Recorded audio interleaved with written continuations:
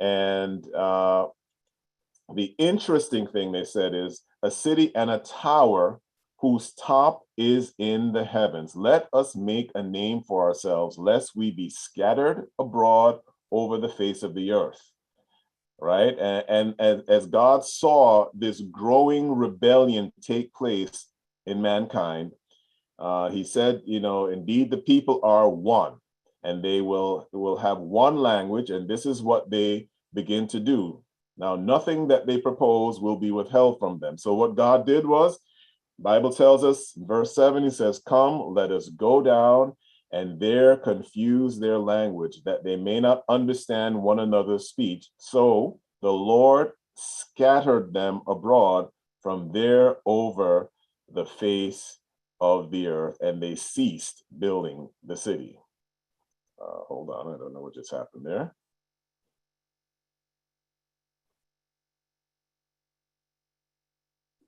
All right, so this was the Tower of Babel. So let's look at this story. This mob sought to unite behind one man. I think the Bible sort of suggests that this person was Nimrod, to defy God by building a tower that would prevent God from destroying the world by flood again. In this story, God affirms and establishes that the best way to prevent a consolidation of power is divided government. And we're going to come back to that theme again, divided government. And we see as the people were coming together as one, God divided them. He divided them. Now note something very important. The Bible, God divided mankind by language. He divided mankind by language. I wish we were together in person so that I could get the feedback from you. But God divided mankind by language. He didn't divide us by blood. He didn't divide us by race. He didn't divide us by class. He didn't divide us by wealth. He didn't divide us by gender, religion, education, ideology, party, politics, or philosophy.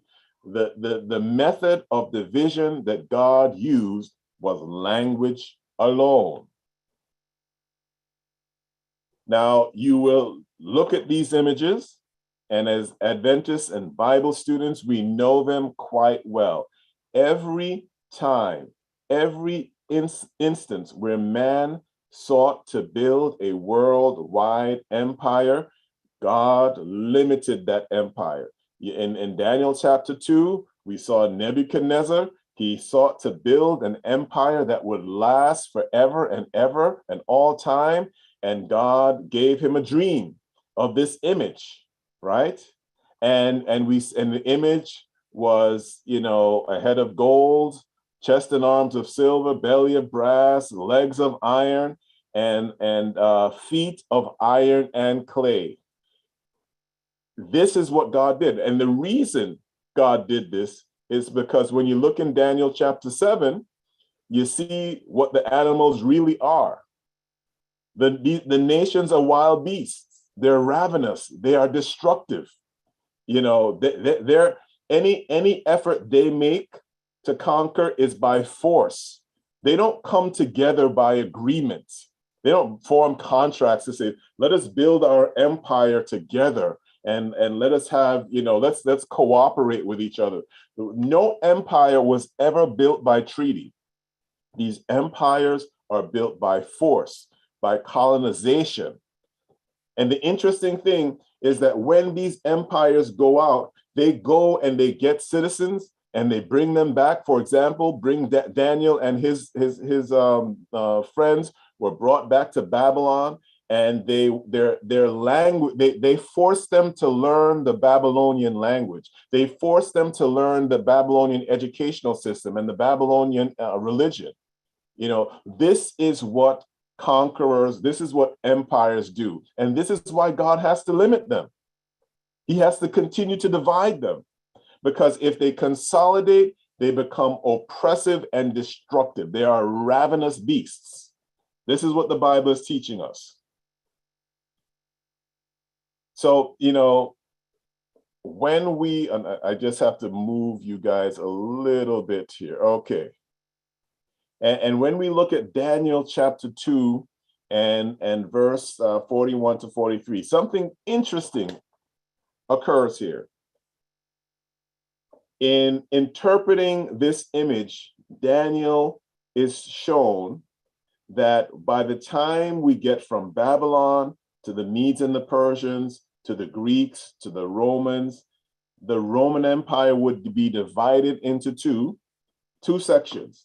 One section partly iron, one section partly clay. And just look at this language. It says, so the kingdom shall be partly strong and partly broken. And whereas thou sawest iron mixed with clay, they shall mingle themselves with the seed of men, but they shall not cleave one to another. They shall not cleave to each other. This is telling you that from the time of Rome until the present, because we know that it's the kingdom of God that destroys this image, there will be conflict between the iron and the clay. There will be times where the iron will dominate the clay, and there will be times where the clay will dominate the iron. This is the conflict of the ages. This is the challenge. This is the fight that will take place before the Lord comes. The iron and the clay. And at points, iron will dominate, at points, clay will dominate. Keep that in mind. I just want you to see some of what our pioneers had to say. This is Uriah Smith. We know him quite well. He wrote the book, I think it's the Daniel and the Revelation. He says, when Rome fell, the last of the world's universal empires. Heretofore, it was possible for one nation, rising superior to its neighbors in prowess, bravery, and the science of war, to consolidate them into one vast empire. But when Rome fell, such possibilities forever passed away. Notice what he says here, that these empires are built by the science of war. It is war that brings people together, that forces people together. It's never by treaty, consolidation, or agreement. James White, Ellen White's husband. The field of Daniel's prophecy embraces 5 universal kingdoms, and we know what they are, right? And he tells us Babylon, Medo-Persia, Greece, Rome, and then God's kingdom. There is no other universal kingdom that emerges after the fall of Rome. This is what our pioneers are telling us. But if you don't believe me, let's see what Ellen G. White has to say about this issue. Read it. Let's read this very carefully. Our kingdom is not of this world. We are waiting for our Lord from heaven to come to earth to put down all authority and power and set up his everlasting kingdom. Earthly powers are shaken. We need not and cannot expect union among the nations of the earth. Are you understanding what Ellen G. White is saying? We need not and cannot expect union among the nations of the earth. Our position in the image of Nebuchadnezzar is represented by the toes in a divided state. God has to keep us divided, because if he doesn't, if there is consolidation, all hell will break loose. A divided government, it divides the power, it distributes the power, it keeps things under control. Because when things come together, it's not good. So, but Ellen White is telling us right now, in where we are in the image of Nebuchadnezzar, we are in a divided state. So just keep that in mind. Divided state. Now, what is Jesus? I'm just going through. What did Jesus have to say about the world and possible unity? We go to Matthew 24. Jesus talked about these issues too. He says, you will hear of wars and rumors of wars. See that you are not troubled, for all these things must come to pass. But the end is not yet. is not yet. For nation will rise against nation, kingdom against kingdom, and there will be famines, pestilences, and earthquakes in various places. All these things are the beginning of the end. Now, let me be clear. This passage is the primary fulfillment of this passage is the coming destruction of the temple in Jerusalem. That's the primary application. But there's a secondary application that applies to the end of time. And so we know that as we move towards the end of time, that there will be wars and famines and earthquakes and kingdoms against kingdoms. There is just this clash. The iron and the clay not getting along. There's clash. There's confusion. There's fighting. That's what Jesus had to say. So the question is, will the world be united under one government? Daniel 2 says no. The world will remain divided by war, by domination, by exploitation, by colonization, and by slavery. The world will remain divided politically, ideologically, religiously, and philosophically. The world will remain divided ethnically, racially, linguistically, and by gender. We are just seeing conflict in the world around us, and we're sensing it, we're feeling it. It's giving us anxiety. We're wondering what is going on. Why can't we all just get along, in the words of Rodney King? Now, the question is, does God want unity in his church? Here's what Jesus said, or here's what John said. And now I am no longer in the world, but they are in the world, and I'm coming to you. These are the words of Jesus. Holy Father, protect them in your name that you have given me, so that they may be one as we are one. God wants unity in his church. And and this thing is amazing to me. How did God bring about unity in his church? Acts 1:4. God told his disciples to wait in Jerusalem. And he says, wait in Jerusalem until you receive power when the Holy Spirit has come upon you, and you shall be witnesses to me in Jerusalem. The Holy Spirit is supposed to bring unity to the church.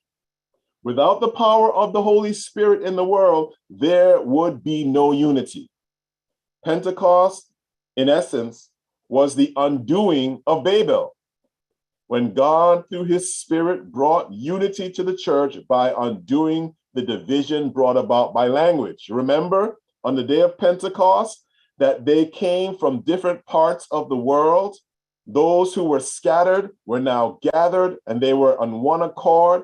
And as Peter spoke in his language, those who were from other countries heard him in their language. This was the power of the Holy Spirit to unify the church. And the Holy Spirit sought to bring unity to the church. A divided church is a weak church. When the church is divided, it's weak. And if the church relies on the power of the Holy Spirit, it will be united. But if the church does not rely on the power of the Holy Spirit, it will be divided and weak. History records that the church lost the Holy Spirit's power and then chose to unite with the state or the government to achieve its ends. That is the iron and clay spoken of in Daniel chapter 2. It is church and state unity in an attempt to bring about unity. And you see what Daniel said is that the iron and the clay won't cleave to each other. There is going to be a constant clash between church and state. Now, this is a fascinating statement from Ellen G. White. And it just blew my mind when I read it. And I want you to read it with me. Here's what she says. Many turn from the plain teachings of the Bible and build up a creed from human speculations and pleasing fables. They point to their tower. Listen to what she's saying. They point to their tower as a way to climb up to the heavens. Lips of eloquence teach that the transgressor shall not die, that salvation may be secured without obedience to the law of God. If the professed followers of Christ would accept God's standard, it would bring them into unity. But so long as human wisdom is exalted above his holy word, there will be divisions and dissension. The existing confusion of conflicting creeds and sects is fitly represented by the term Babylon. Do you understand what Babylon means? We talk about end time Babylon. And more often than not, when we think about end time Babylon, we're thinking of a coming together, a unity. Babylon is confusion, y'all. It's everybody building their own tower towards heaven, trying to get to heaven their own way. It's confusion and conflict. The age that we're living in is one of conflict, and we're seeing that play out in our nation, and we're seeing it play out in the world. This is Babylon. Conflict, back and forth.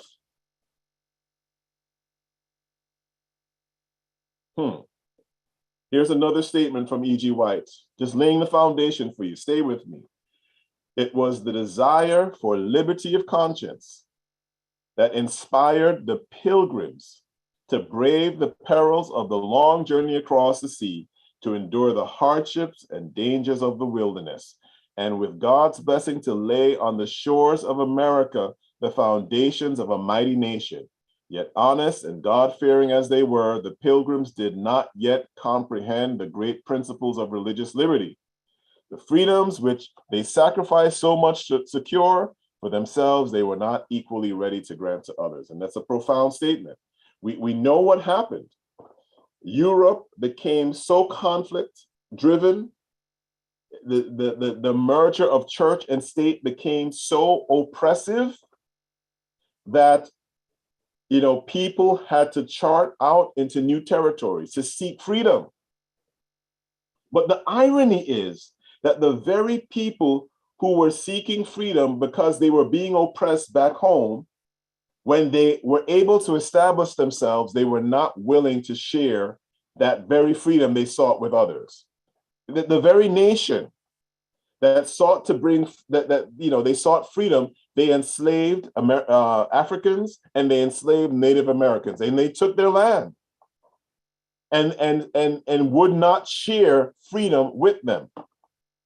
That's what she's trying to tell us.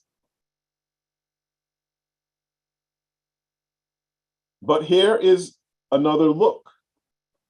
America still became a great nation. We've been talking about America as being great, especially since 2016. We had a president who said he was going to make America great again. Have mercy. But really what made America prosper was its Republican form of government and its Protestant religion. These two became the fundamental principles of the nation. These principles are the secret of its power and prosperity. The oppressed and the downtrodden throughout Christendom have turned to this land with interest and hope. Millions have sought its shores, and the United States has risen to a place among the most powerful nations of the earth. So what does it mean by republicanism and Protestantism? Republicanism is a form of government, a representative form of government, a democratic form of government, where the people select their leaders and the leaders respond to the needs of the people. They represent the interests of the people. And Protestantism means that there is no pope and there is no king. Okay. I need that. Thanks. All right. There is no pope and there is no king. The government is shared by the people. And it is these two principles that have made America great despite her many flaws. Despite her many flaws.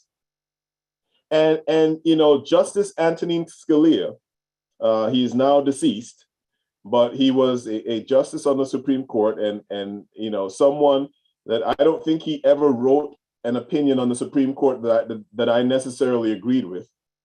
But he offered an insight that I think I agree with, and it's profound. What he shared during his testimony before the Judiciary Committee, he was trying to explain to the Judiciary Committee what made America great. What was the greatness of America? And what he said, the greatness of America is that it has divided government. We're coming back to this theme again, huh? Now, the government isn't divided by languages, but the government is divided. It has, you know, separate groups, separate divisions of power. And I think Justice Scalia was onto something, because when the government is divided, it prevents a concentration of power in one person or group. And if you don't have concentrated power, you preserve freedom. That's essentially what he was trying to tell us. Divided government defines the greatness of this country. Political divisions create gridlock, and it prevents power from being centralized. We are at our best as a nation when the parties and the government are divided, believe it or not. Our freedoms are best protected when neither party dominates the government. I'm giving you a picture of our divided government. We have the legislative branch, we have the executive branch, and we have the judicial branch. And power resides in each branch. The legislative branch, in essence, they pass the laws. The executive branch, he signs these laws that Congress passed they're enacted, and then the executive branch has the responsibility of managing and effectuating the laws. And then if the law turns out to be unconstitutional, the branch of government that can make that determination is the judicial. And so this separation of powers between these three branches prevents power from centralizing in any one place. This is divided government at its best. And we have divided government on the federal level, and we have it on the state level. And so if the president decides that, you know, he or she is going to act unilaterally, the Congress has the power to check the president's actions. And if the Congress decides to act unilaterally, the court has the power to check the actions of the legislator. And if the legislator decides to pass laws that the president doesn't believe is in the best interest of the country, he can veto those laws. So let me just give you some examples of how this is played out so that, you know, we're clear. From between 2016 and 2020, we saw two instances where the president acted in a way that exceeded his authority and power. And in both instances, the Congress impeached him. That's the power of Congress. They can check the power of the president. You know, the judicial branch, there are instances where presidents will try to do things and the judicial branch or Congress will try to do it, and the court will say that is unconstitutional, and that ends the story right then and there. But, you know, we have to look at power that exists outside of government. Many times we don't talk about this power. We don't look at it, and we don't necessarily understand or appreciate its influence. I'm giving you the broad picture of how things work in this country, because I want you to understand, I want you to be able to identify when we are really in trouble from when we're not. Right? Whoever's talking, you need to mute yourself. We need to figure out when we are in trouble from when we're not. We right now I see too many people crying wolf, like it's the end, and it really isn't, because the system is working. So let's look at corporate power. Yeah, have you ever heard of the concept of a monopoly? It's a business or company that dominates its sector or industry, meaning that it controls the majority of the market share of its goods or services, and it has no competitors, and consumers have no real substitute for the goods or services provided by that business. Monopolies are dangerous to freedom in the same way as centralized government. A monopoly or corporate power serves the interests of shareholders rather than the customer or consumer. Monopolies kill competition, gain market share so that they can control prices. So an interesting thing is happening in the country right now. We have been noting that our gas prices are going up steadily. Why are gas prices going up? People may offer a number of different reasons, but where do we get the majority of our gas from? We get it from the Middle East. And if Saudi Arabia, one of those countries, decides to slow down how much gas they're willing to produce, that will cause a scarcity, and that scarcity will lead to higher prices. That's when, I'm just giving you an example of when one group or entity is able to control. They can then dominate.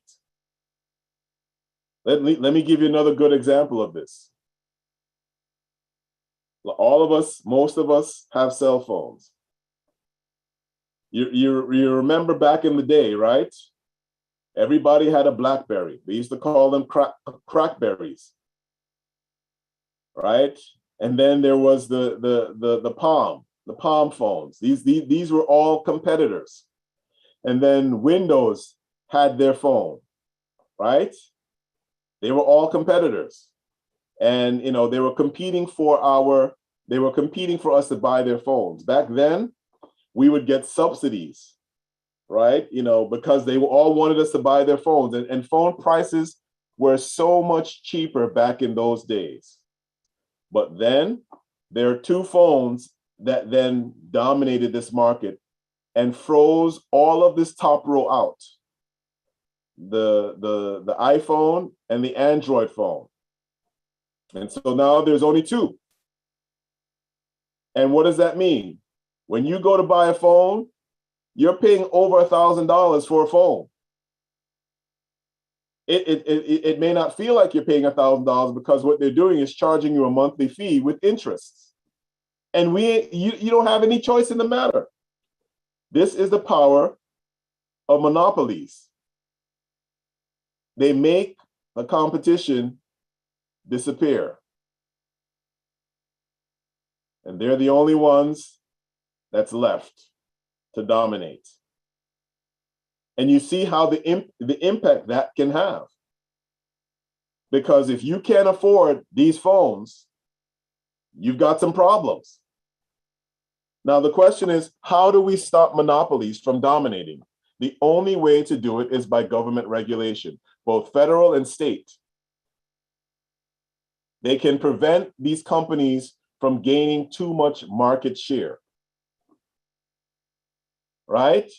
Consumer choice is also the way to control monopolies, but far too often consumers become enraptured with one particular product and the competition dies away. So why am I sharing this with you about divided government and corporate monopolies? Because what's been happening in this country, especially over the last 40 years, is that corporate interests have been influencing the government.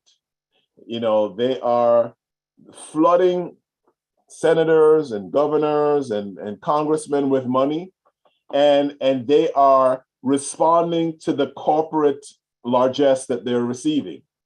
Millions of dollars have been poured into the coffers of politicians as payments to pass legislation favorable to corporations. And so you notice between 2016 and 2020, there was a massive tax cut that largely benefited corporate interests. And on top of that, we have our politicians who have been pushing into the mainstream through the media and all kinds of ways anti-government sentiment, because the claim is that the government is becoming too big and they're preventing competition. And so in doing that, they're creating this conflict that has been going back and forth, between corporate power and government power. And what happens? Who's caught in the middle? We are. And people are sensing that something isn't right. They are feeling that there is someone who is benefiting to their exclusion. And there is a growing anger that's taking place within our country. There's a growing anger. People are angry. They don't know what's going on. They are concerned. They feel like they're being taken advantage of. And this is driving conflict in this country. It's driving it. Now, when we look at the United States in Bible prophecy, this is taken from Revelation chapter 13 and verses 11 through 13. This is what the Bible predicts about this country. Then it says, "Then I saw a beast coming out of the earth, and he had two horns like a lamb and spoke like a dragon. And he exercised all the authority of the first beast in his presence, and caused the earth and those who dwell in it to worship the first beast, whose deadly wound was healed. And he performs great miracles, great signs, so that even makes fire come down from heaven on the earth in the sight of men." This is what is being predicted for the United States.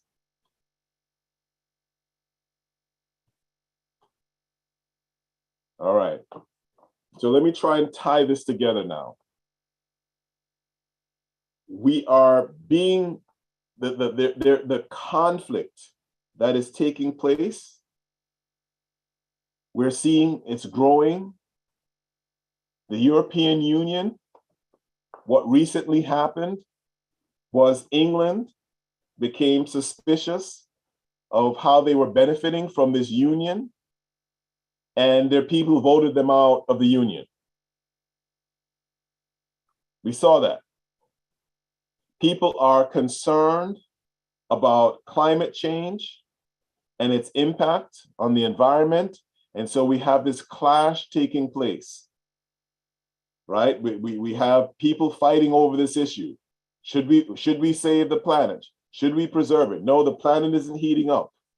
These are the conflicts that are taking place.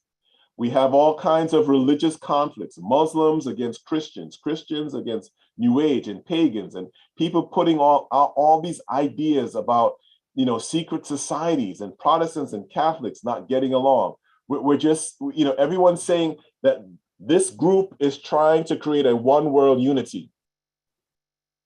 There's the pandemic, right? The pandemic, it was planned. It's creating fear and conflict, and people are going back and forth. This is what's happening. And we're fighting.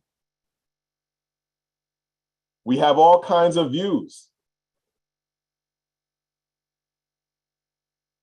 So here's what I want to do. I want us to look at now.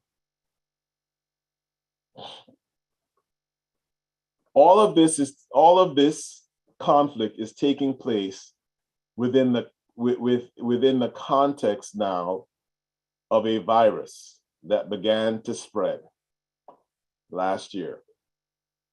Caught us all by surprise. The reality is that you and I, but for this virus, we would be having this meeting in church. We'd be face to face. But there are restrictions that have been put in place.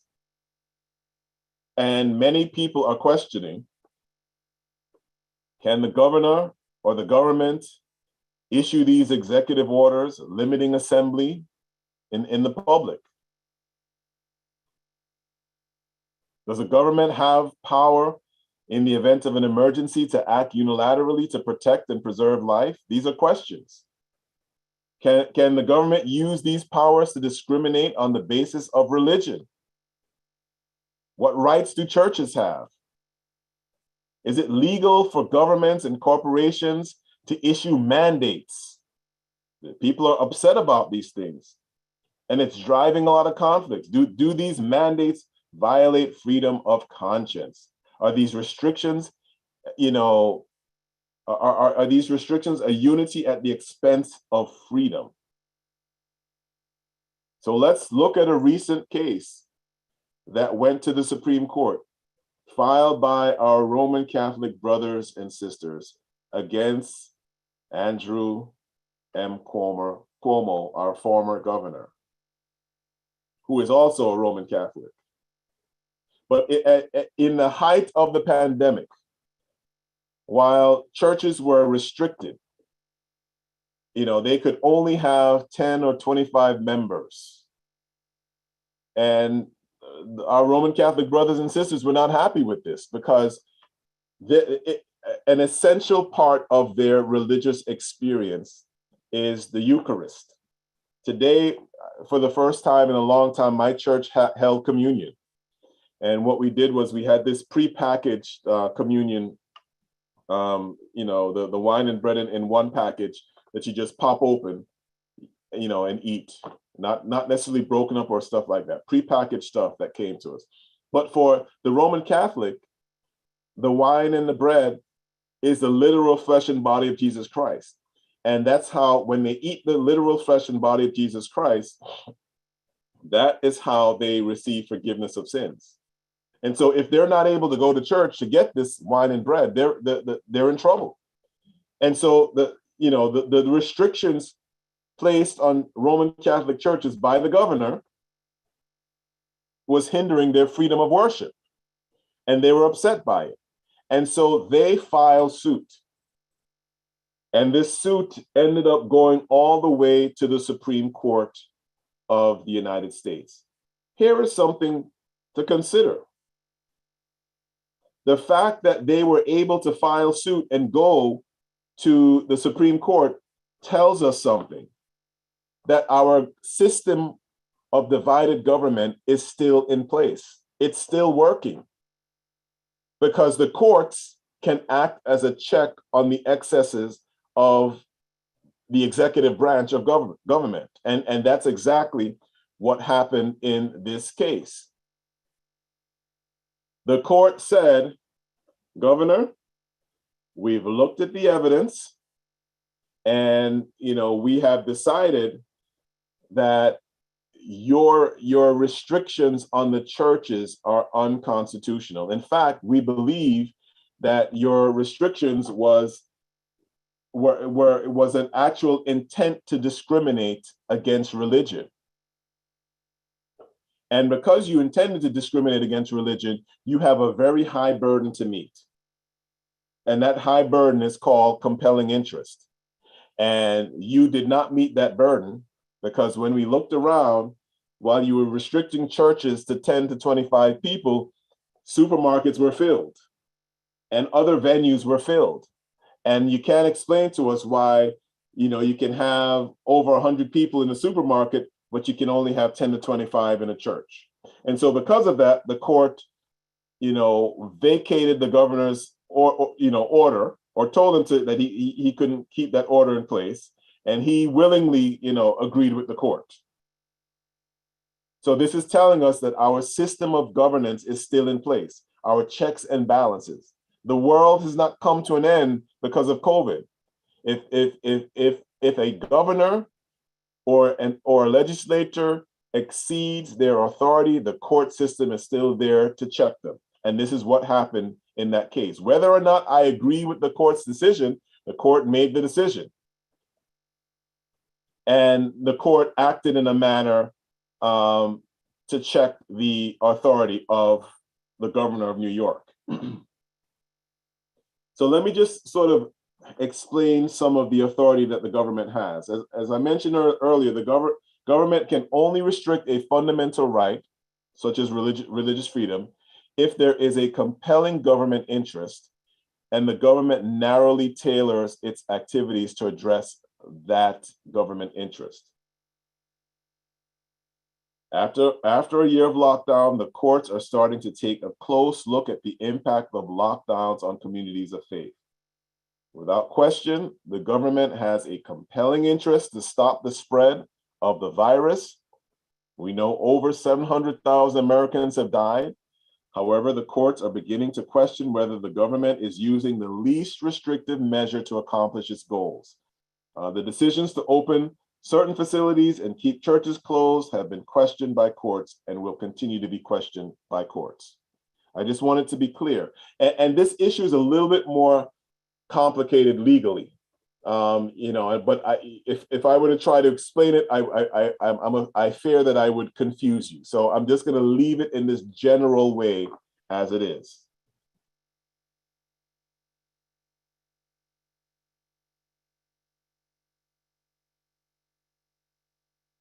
So, with vaccines as part of a new arsenal to fight the spread of the virus, governments and corporations are issuing vaccine mandates.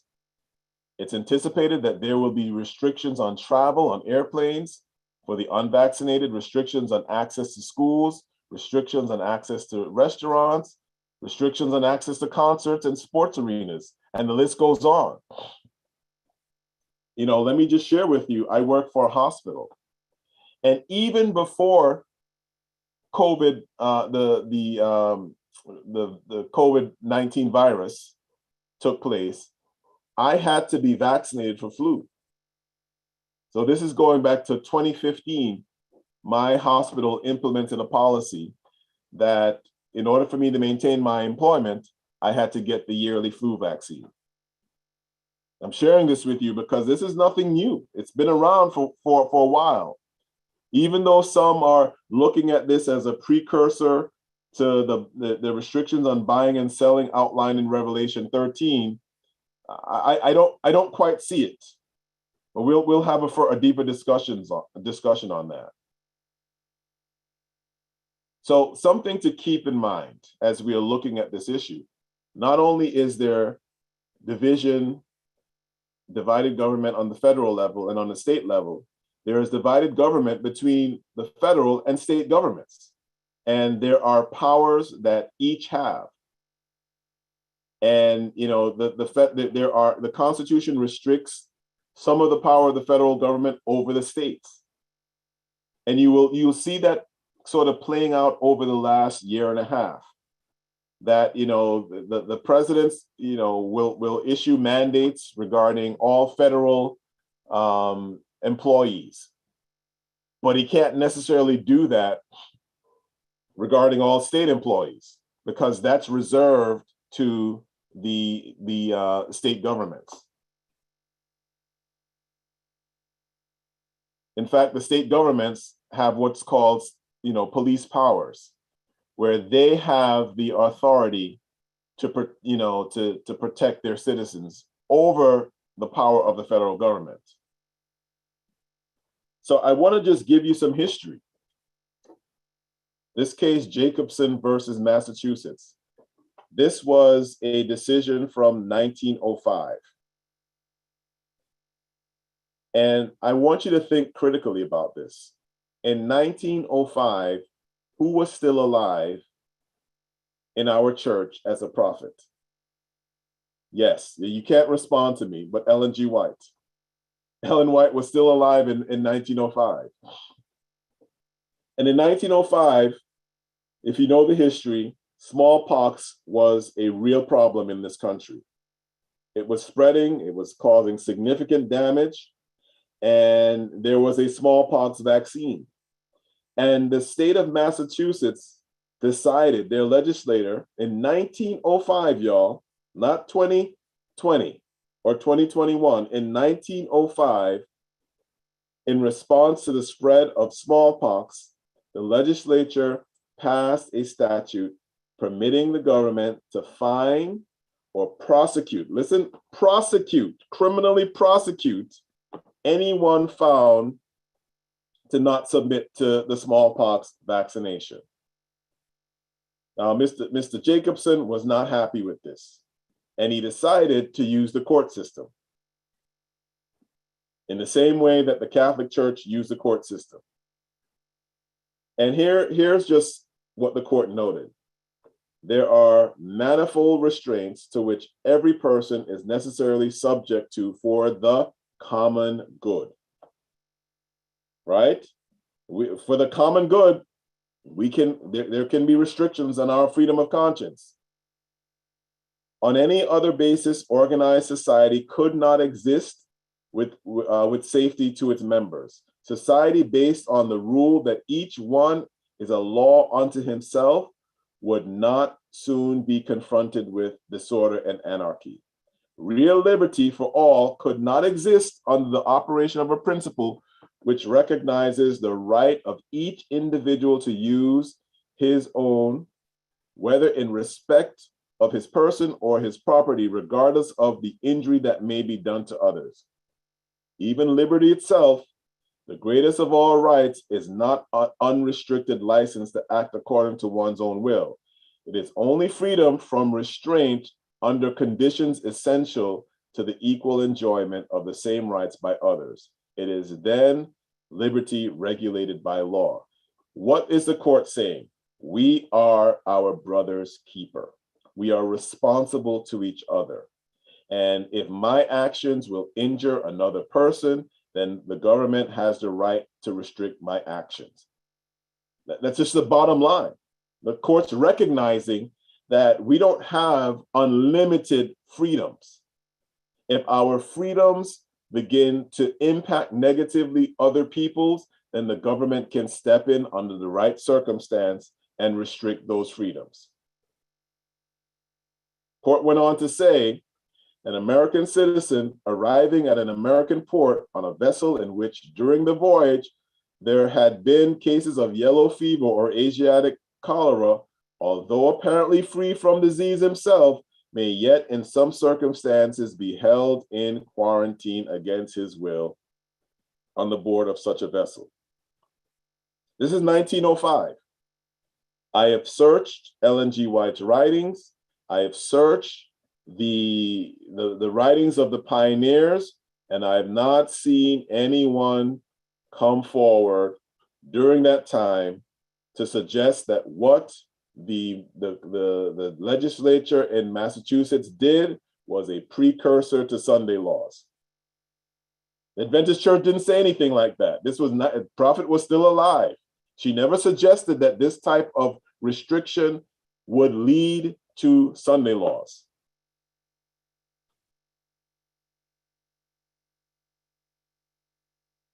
Whatever may be thought of the expediency of this statute, it cannot be affirmed to be beyond question in palpable conflict with the Constitution. This is the court continuing. Nor in view of the methods employed to stamp out the disease of smallpox can anyone confidently assert that the means prescribed by the state to that end has no real or substantial relation to the protection of the public and the public safety. Such an assertion would not be consistent with the experience of this and other countries whose authorities have dealt with the disease of smallpox. The court is here saying, look, under the right circumstance, the government certainly has to intervene. The government certainly has to issue mandates, certainly has the right to do what's necessary for the public safety. You can't sit back and watch a disease spread throughout communities, killing thousands and thousands of people, and then say, we're not going to do anything because we don't want to impact people's freedom of conscience. You won't have a country left if the decisions were not made. If in March of 2020, the governments, the state governments and federal governments didn't start issuing these mandates around the world, the spread of this disease, COVID-19, would have been much worse than it is. And it had to be done to protect life. Want to explain to you, some people now are dealing with this issue of mandates from their employers to be vaccinated. And it's disturbing, it's troubling, it's challenging. But let me let you know something. Each one of us, most of us, the majority of us are employees at will. What does that mean? Our employer can fire us for any reason under the sun they want. We have no right to employment. There's no constitutional right to employment. When you're an employee at will, you can be fired at will. If you are a contracted employee, then they can only fire you if you violate the contract, or the terms of the contract are up. There are a few people who are contract employees. That usually is upper management. The executives of corporations are typically contracted, but the normal everyday person who's working for a company, they're an employee at will. But what has happened, the government realized that far too many people were being fired for discriminatory reasons. They were being fired because they were Black. They were being fired because they were women. They were being fired because of their religious beliefs. And so the legislatures, the federal legislature, Congress, enacted the Civil Rights Act of 1964.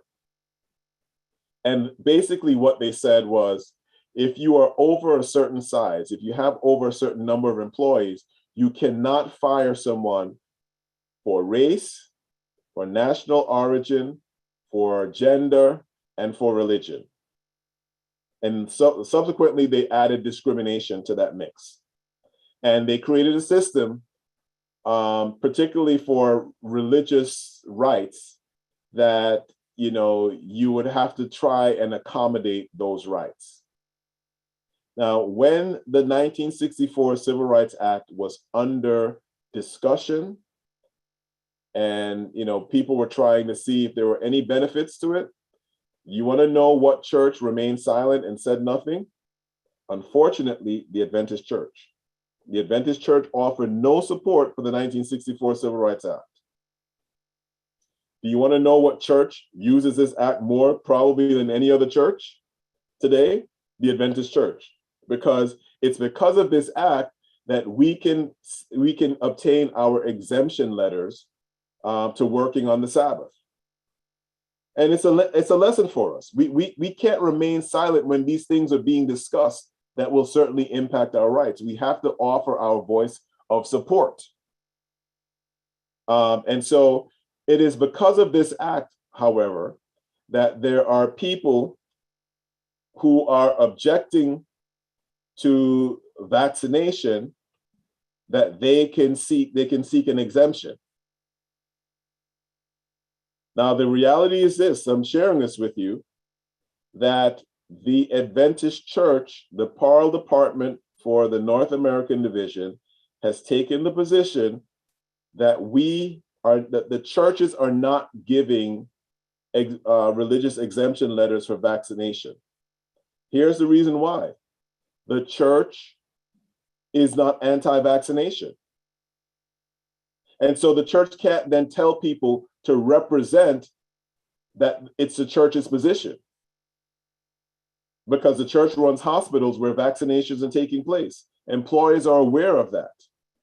And so what the Parole Department has said, and I want it to be clear, there are letters that we will give to members.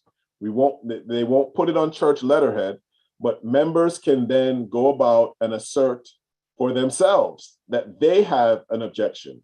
They can submit that to their employer, and the employer is going to, take a look at that and make a decision. Now, many employers, when they're getting these letters from Adventists, they recognize that the Adventist Church is pro-vaccination. They recognize that, prior to this, their employees have gotten the flu vaccine. And so many of these letters are being denied because of that. It's just the reality of what we're dealing with. So just some things to kind of think about as we try to understand the mandates that are taking place in connection with COVID-19. Students in most schools have had mandatory vaccination requirements for years and decades. This is nothing new. Nothing new. When my wife and I were wanting to take our honeymoon and we were traveling to Senegal, we had to get vaccinations. These travel mandates have been in place for years. But there are other mandates out there that impact our freedoms. You're all required to wear seatbelts. You're all required to have car insurance. You can't smoke in buildings. There are drinking ages. You can't drink below a certain age. The irony is that in the early part of the 20th century, Ellen White and the Adventist Church sought to use government authority and government power to restrict alcohol use. And that resulted ultimately in an amendment to the Constitution, which was later reversed. So, I'm just trying to tell you that I'm trying to get people to kind of step back from the conflict that's taking place, the back and forth, the fighting, and just look at the broad range of issues and areas where mandates are taking place that restrict freedom and that we're not fighting.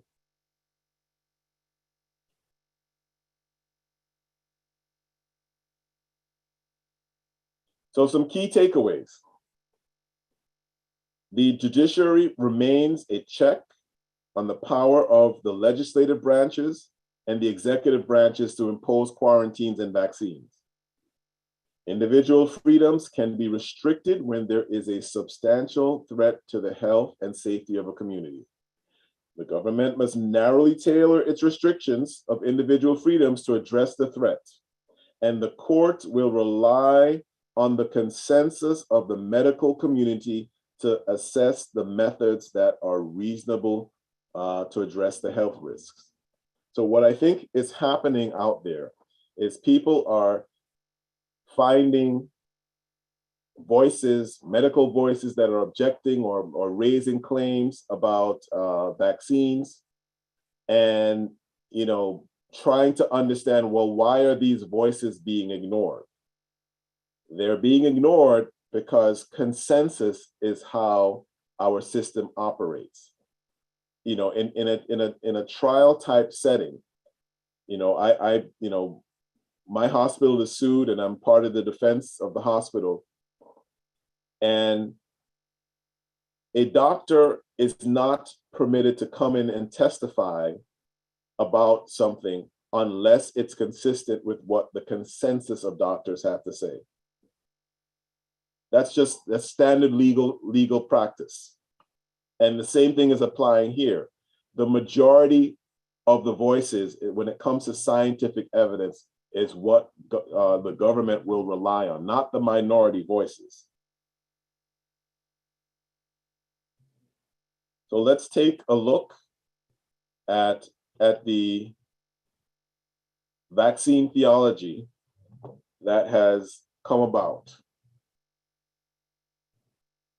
There are two main objections that I've observed. One objection is that taking the vaccine, many people are objecting on a religious basis for taking the vaccine because, there are fetal cells. These vaccines are purportedly tested on fetal cells from an abortion. That's one objection that's out there. The second is taken from 1 Corinthians 6:19, where it warns believers that your body is the temple of the living God. So let's take a quick look at those and see how valid they are. Keep in mind that the aborted fetal cells were collected in the late 1960s and 70s.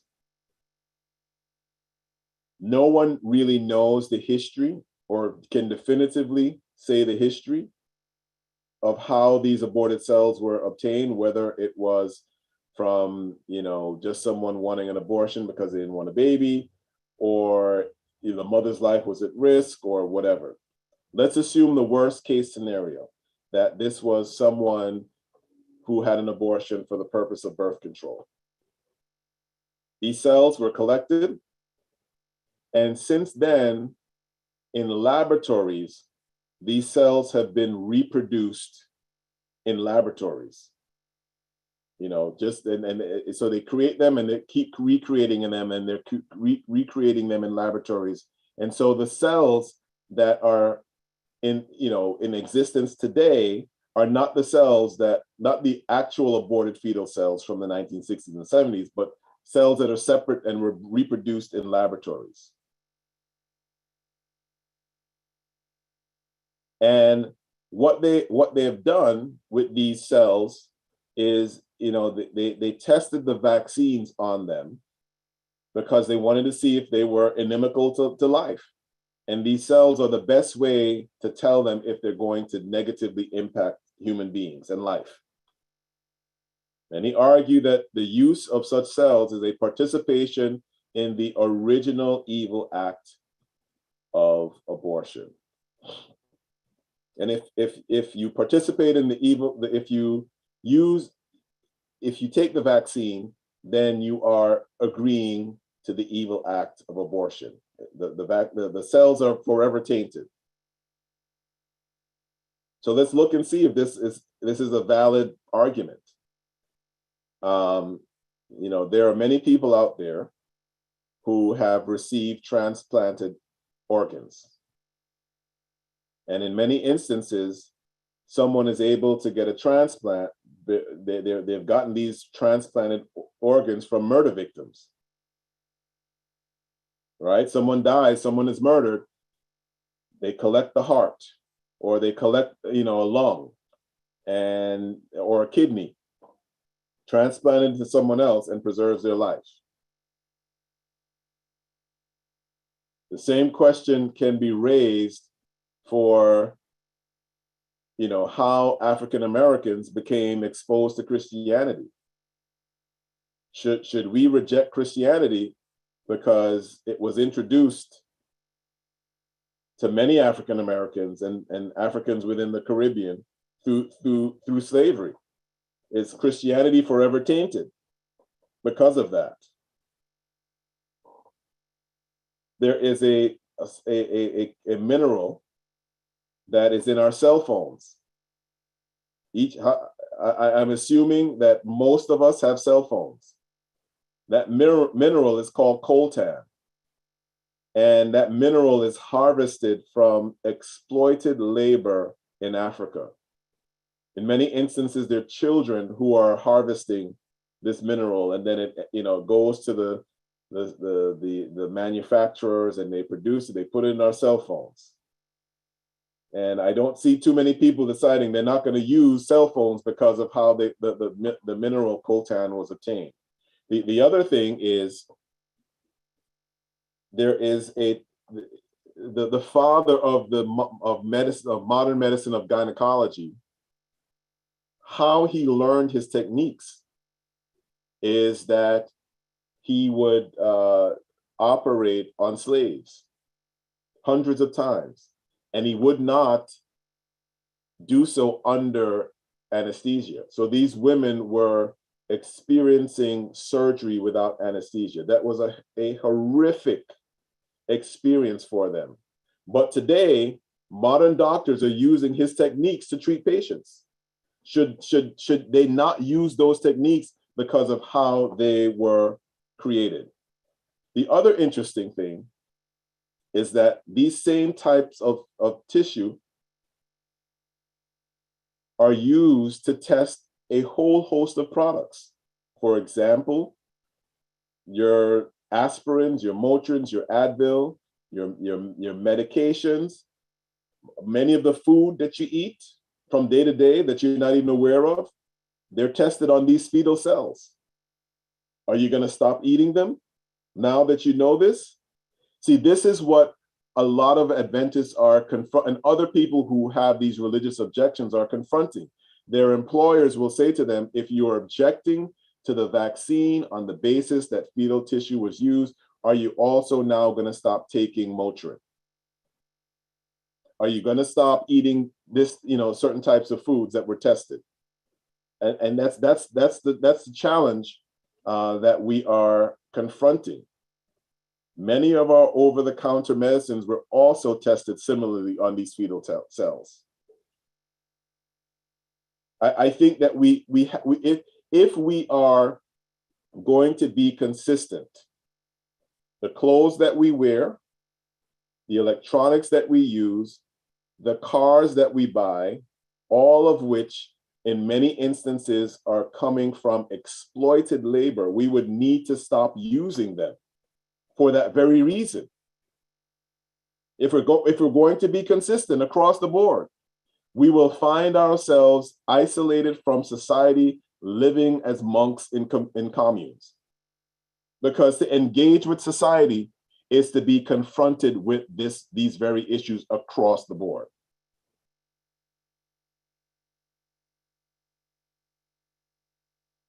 Now let's look at 1 Corinthians 6:19. It reminds believers that your body is a temple of God.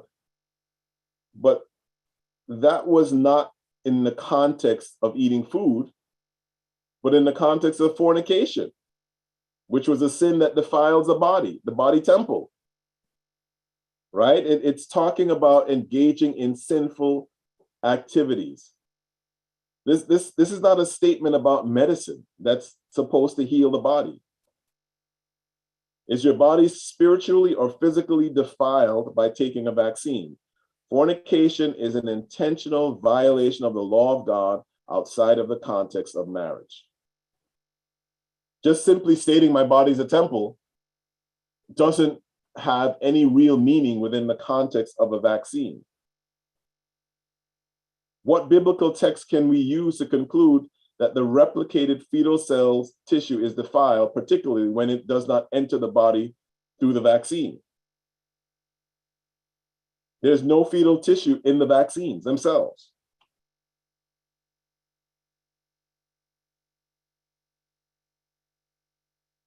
I want us to just look at Leviticus 13. There are some helpful information there for us when it comes to segregating people, quarantining people. It had to be done. When anyone has a swelling or rash or shiny spot on their skin that may be a defiling skin disease, they must be brought to the priest. And the priest is to examine them. And if there's a hair, if the hair in the sore has turned white and the sore appears to be more than skin deep, it is a defiling skin disease. When the priest examines that person, he is ceremonially unclean.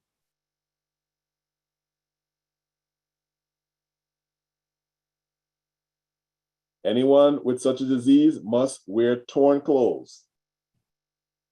Let their hair be unkempt. Cover the lower part of their face. Interesting. And cry out unclean when they see other people. Cover the lower part of their face. They must live alone. They must live outside the camp. They're quarantined. I mean, this is serious stuff. When there is disease that can spread among people, every measure, every means must be taken to stop the spread. If it's wearing a mask, if it's quarantining, if it's, what we're doing right now by, instead of gathering in one place in service, we are protecting each other. I can't look at anyone and tell who's infected from who's not. But we are trying to protect each other while this virus is still spreading and people are still dying.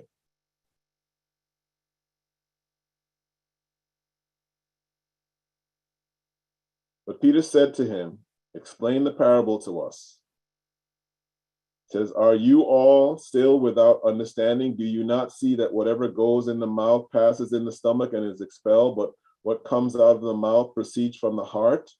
And this defiles a person, for out of the heart comes evil thoughts, murder, adultery, sexual immorality, theft, false witness, slander. These are what defile a person. What the Bible is telling us, it is the heart. That's what defiles, not a vaccine. It is our intention to sin.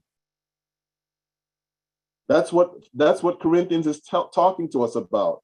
When we go out and we intentionally sin and violate God's law, we are when our bodies are the temple of the Holy Spirit.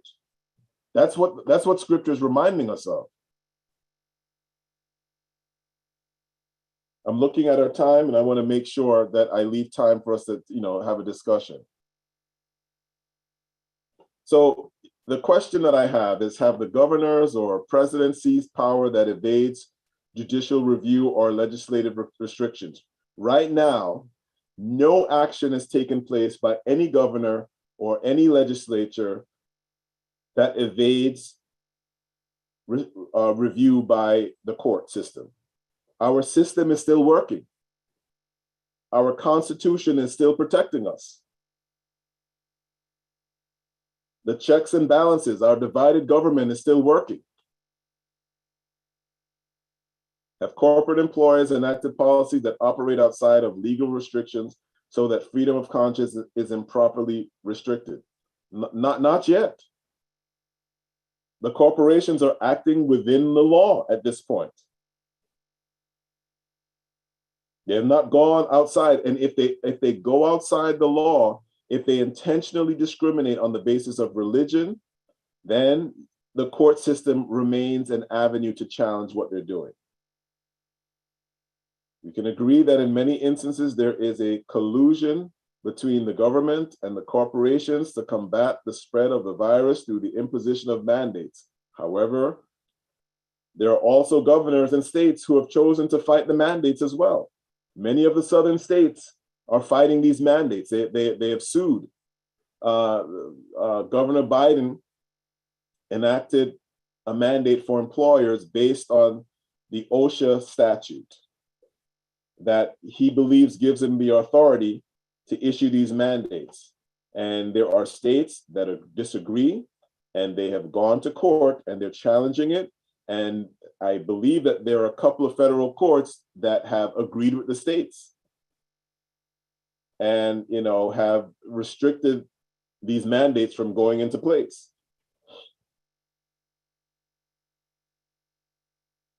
Is there another instance in recent history where there was a collusion of government and corporate interests that was a threat to freedom and the freedom of conscience? The action is yes, when Europeans colonized and enslaved Africans. Note that Europeans enslaved Africans without forming a one world government.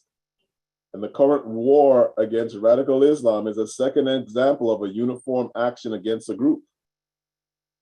At the heart of the ongoing controversy of freedom of conscience is the question of the danger posed by the virus. Those who oppose the restrictions minimize the severity of the virus, and those who support the mask requirements and vaccine mandates highlight the threat the virus poses to life. This is what we're dealing with. I want us to understand that the mandatory mask and vaccine mandates are temporary measures being used to combat the spread of a virus.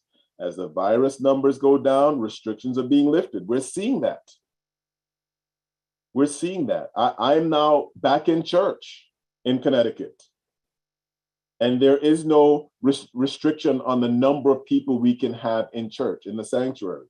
As soon as the numbers go down in a state or a location, the restrictions are being lifted. Why?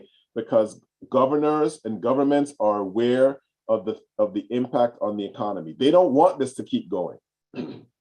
They want the spread of the virus to come to an end so that the economy can be rebuilt. But as long as the virus continues to spread, it's going to hinder that process. Corporations are cooperating with the government restrictions because the spread of the virus has significantly limited their profits around the world. I'll give you a very concrete example. I work for a not-for-profit organization, a hospital. And because of the virus and the spread of the virus, my hospital was overwhelmed with patients and treating patients who were infected by the virus. That overwhelming number of patients coming in with this one issue, it resulted in the hospital being unable to perform, the regular procedures and treat other patients who are sick. And so my hospital has experienced significant financial injury as a result of the virus. And if the hospital has been injured, you would think the influx of patients would mean that, we would be rolling in the money. No, the hospitals make money not from treating people in the emergency department, but from elective procedures. Like if someone, needs a gallbladder removed or something along those lines, they make their money from the elective procedures, not from the emergency procedures.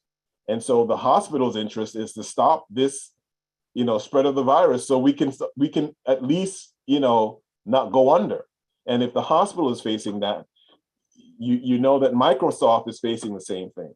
And if Microsoft is facing the same thing, you know that Google is facing the same thing. They're all impacted. Supply chain impacted. I need to repair my washing machine for close to 8-9 months now. We can't get the part. This is the impact of the spread of the virus, and this is why you're seeing government and corporations acting in a manner to force their employees to get vaccinated, because they want to get back to normal, and the quickest way to get back to normal is by people getting vaccinated and the virus dying out, and among the population.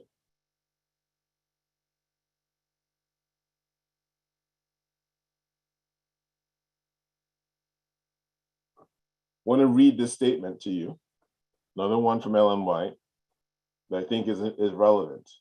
At the same time, anarchy is seeking to sweep away all law, not only divine but human.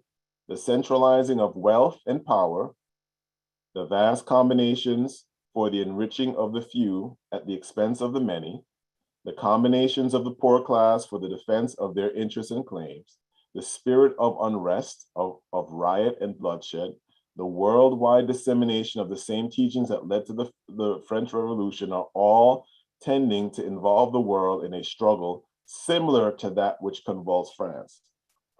It's a fascinating statement.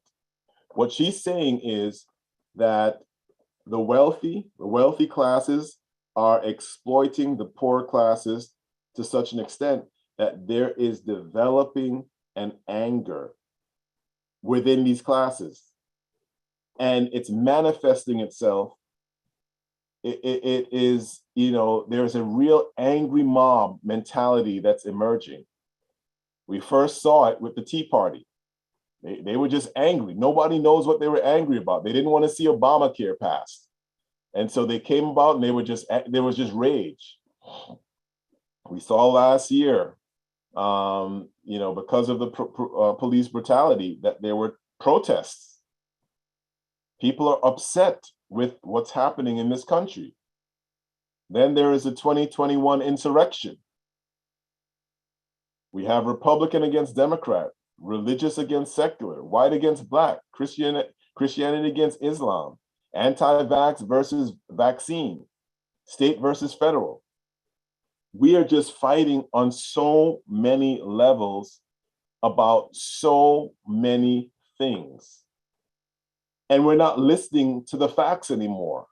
We just see stuff on social media, and if it supports a view that we have, we just run with it, and we use that to bludgeon someone who disagrees with us. And there's just this back and forth, this fighting. And as Christians, as Adventists, we can't get caught up in that. We have to take a step back and look at the bigger picture. And, we've got to look at the facts as they are, and not simply embrace a position because it's the position of our party or the position of our church. We've got to look at what Scripture has to say and try to do it as objectively as possible. Ellen White tells us, again, that through the two great errors, the immortality of the soul and Sunday sacredness, Satan will bring the people under his deceptions. Deceptions will be the issue of the age. We no longer have the ability to tell the truth from an error. We don't. I mean, if one person says one thing, someone says something opposite. And there you have this fight. But Satan is bringing deceptions, and these deceptions are stirring up people into controversy. And we are seeing the controversies take place before our very eyes. I cannot believe my eyes when I saw what I saw on January 6, 2021. This was a real effort to overthrow the government. And we can't ignore it. That was as serious a threat to democracy and freedom as has taken place in this country over the last 200 years. It is as serious a threat as the Civil War was. Because if things had gone wrong, our entire the election would have been undermined. Would have been undermined. That's how serious it was. But Satan will use these two errors, immortality of the soul and Sunday sacredness, to bring the world under deceptions. And it is this deception that will ultimately lead to a trampling of the rights of conscience. What Ellen White is telling us will occur at the end of time is that the iron and the clay, this is the fight between church and state. At the end of time in the United States, Protestants will seize control of the government of the United States, and they will form a church-state union, which would be an image of what the Roman Catholic Church had throughout the Middle Ages. And it is then, with that formation of the church-state union, that the mark of the beast will be enforced. That's the sequence of events. There is absolutely nothing about the vaccine mandates or the restrictions, the COVID restrictions, that are consistent with what I've just laid out for you. It is the unity of church and state. That is the first step to form the image. There is no unity of church and state that's occurring right now. In fact, the churches are fighting the state because they're claiming the state is imposing too many restrictions on them. That's the reality of what we're dealing with in this country. And so I just want us to step back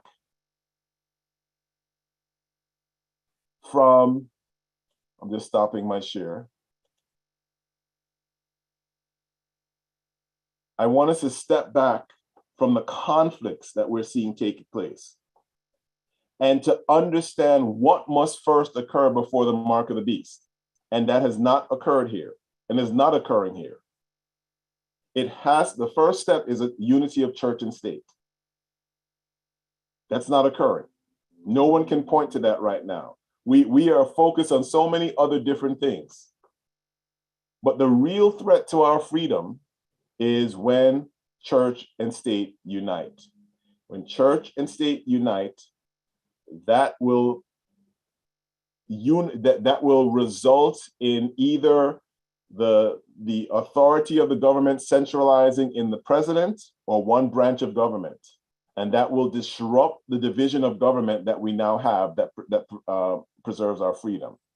We are not at that stage. Right now, as we're going through this crisis, the court system is working, the legislative branch is working, the executive branch is working, and they're putting checks on each other at the appropriate time.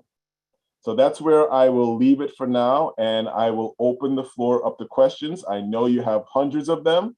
I don't know that I can answer everyone, but I'll try as best I can. So again, if anybody has questions, you can use the raise your hand feature. And if you're on the phone, you hit *6 to raise your hand. And when you're acknowledged, then you'll hit *9 to unmute. And you can also put a question in the chat.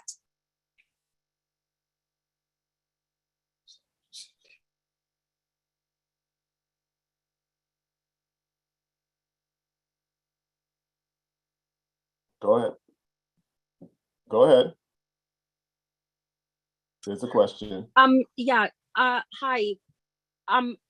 In an earlier slide, you wrote that, or one of the bullets said that Ellen White used the government to prohibit alcohol use. It said something like that. I'm just curious what that was about. That's one thing. And also I guess I just wanted to say that it's a shame that the SDA Church remained silent and did not support the 1964 Civil Rights Act. I don't know if you have any commentary around that. Being that this is not long ago, so many of our members were alive and well during that time. So this is just basically within many of our lifetimes. And being that the church is not a building, it's not an edifice, it is made up of people. Why weren't the people of the church in support of such an act that just wanted to make the lives of Black people in this country better and give us equal access and equal rights that were long deserved. And being that we are all Christians, I don't know if you have any commentary around that. But first, sure. The question about the alcohol. All right. Two excellent questions. First, there was a period in this country where there was a movement for prohibition, and there was the recognition across the board within the Christian community, not just the Adventist community, but within the Christian community, that alcohol and alcoholism was a real threat to families, to civil society. Alcoholism and drinking were causing a lot of social disturbances. And so Christians got together and they began to push for an amendment or law that would prohibit the sale of alcohol. And a movement developed, and the Adventist Church participated in this movement. And it's a good example to demonstrate that the earlier pioneers of the church were socially engaged, socially active. If you go all the way back to William Miller, his farm was used to protect runaway slaves. Early Adventists were abolitionists, and they were very active in that movement as well. All of the early pioneers spoke out very strongly against slavery, to the extent that the formation of the church's doctrine on the United States being the lamb-like beast in Revelation 13 was largely based upon the continuing slavery in the country. The church was so vigorously and vociferously opposed to it. That's how that sort of led them to that conclusion about the United States.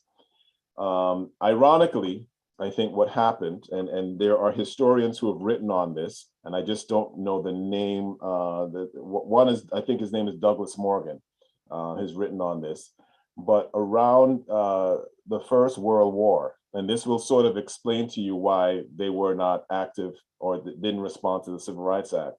Around the First World War, there was the concern arose within the country to make sure people were loyal. and that there would be no acts of sedition against the government as we were heading into war. And they began to study some of the teachings of the church. The church is calling the United States a lamb-like beast that was going to do all kinds of evil things. And the leadership of the church was contacted and threatened along those lines. And, in order to maintain peace and not stand out, the church kind of disengaged from the politics, their political activity. And unfortunately, in fact, that led to the church sort of accommodating separate but equal at a certain point in time. And so as the civil rights movement began, the church was basically taking a position of non-involvement in political issues, and that was considered to be a political issue.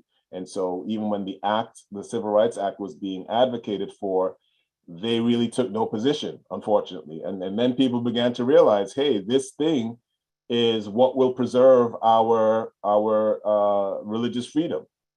So, the church went through a real period of time where they disengaged from social activities. And I think there's now a greater realization that we live within the community, and we need to speak out when there are moral things taking place. We shouldn't just get caught up in the everyday, political stuff that's going on. But when there are moral issues that impact society as a whole, we certainly need to be engaged. And we're seeing more and more of that take place.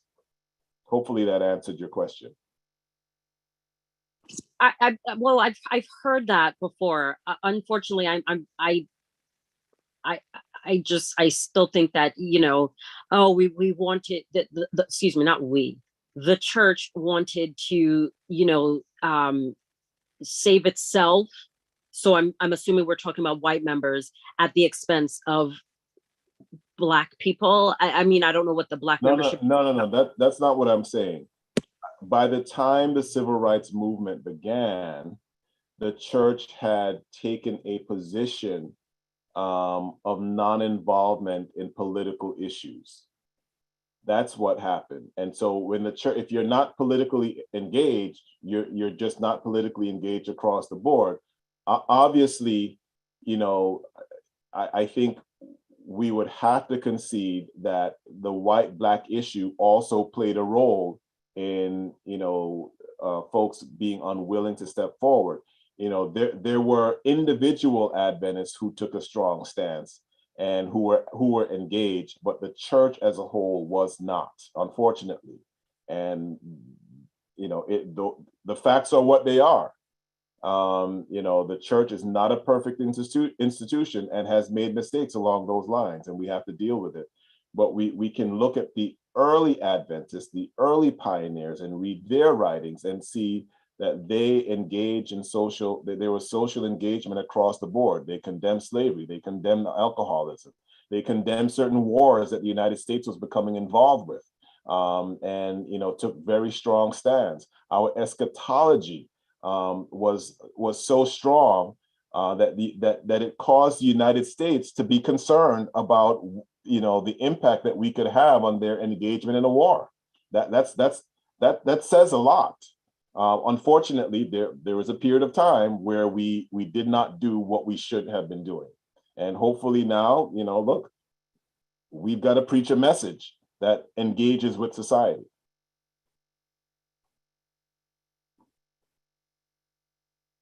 And any other questions? I have a question. Go ahead. So I'm getting from what you're saying that our church leaders during the 1960s took a position of non-involvement in political affairs, and by extension in moral affairs. And the basis for this decision was based on a fear of social retribution.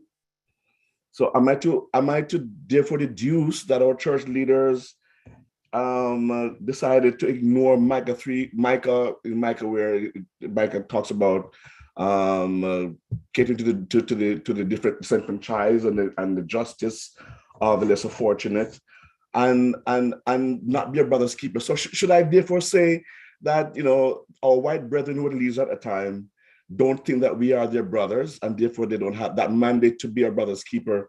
They don't observe that one? Right. So I wouldn't necessarily agree with that. The church did not engage in the Civil Rights Act, but let's look at the broader and bigger picture in terms of being our brother's keeper.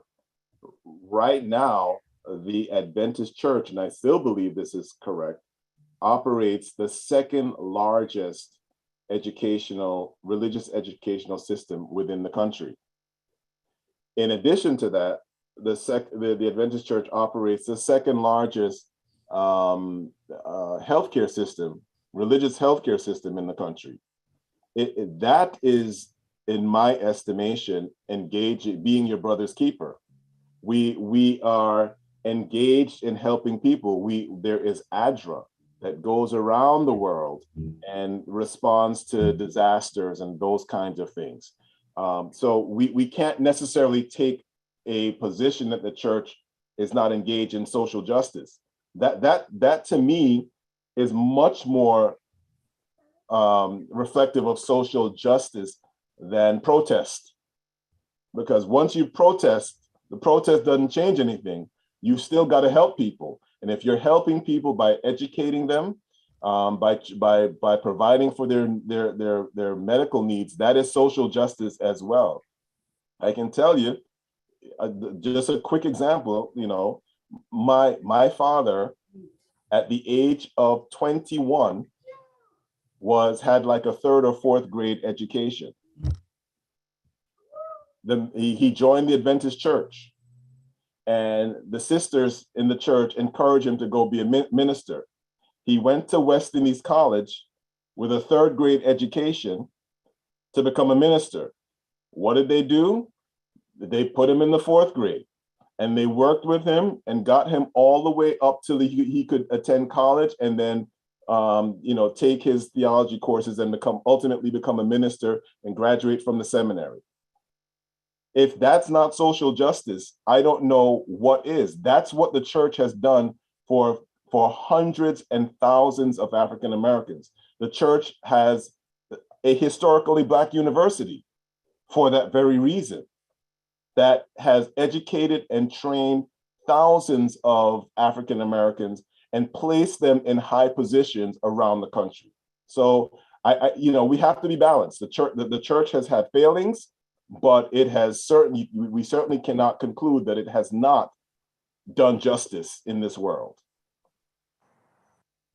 Okay, John, I see that there are 3 hands up. I think Sure. Sister Graham, and then the number of 6256, and then Nikisha. Go ahead. And Tony, in that order. Sister Graham, the 6256, then Nikisha, then Tony. Good evening, everyone. Brother Ashmeade, many people within and without the church refuse to take the vaccine because they claim that it was developed too fast. What do you have to say about the development? Does it have anything to do with the safety of it? Okay. So I want to be careful now to not get into the medical area, because I'm not a medical doctor. What I can share with you is I work for a hospital, and my hospital was part of the group that tested patients before the release of the vaccine. So all the steps and the measures that typically should be taken were taken in testing the vaccine. And the vaccine, it's part of a family of diseases, and so there were vaccines available that were, the usage was now shifted to COVID, to address COVID. But so all the steps have been taking place. But here's the thing: we now have over a year, or we have a good close to a year of people taking without consequences. I myself got my booster. I'm doing okay. But, you know, all I'm saying to you is, you know, talk to your medical provider about it and have them explain the process to you. Don't look online at the crazy stuff that people are posting, because half the people don't know what they're talking about. Talk to the experts. Talk to an infectious disease expert. They have been approved by the FDA.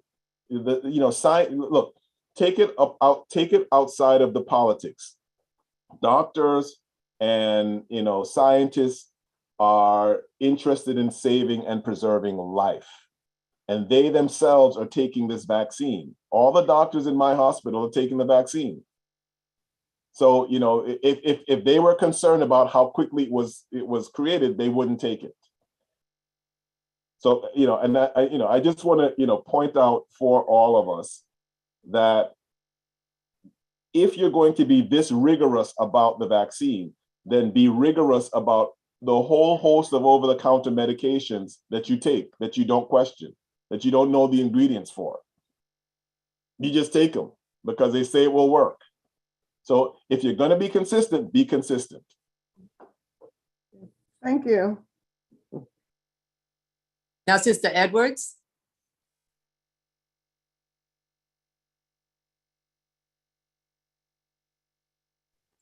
Sister Edwards, you can unmute.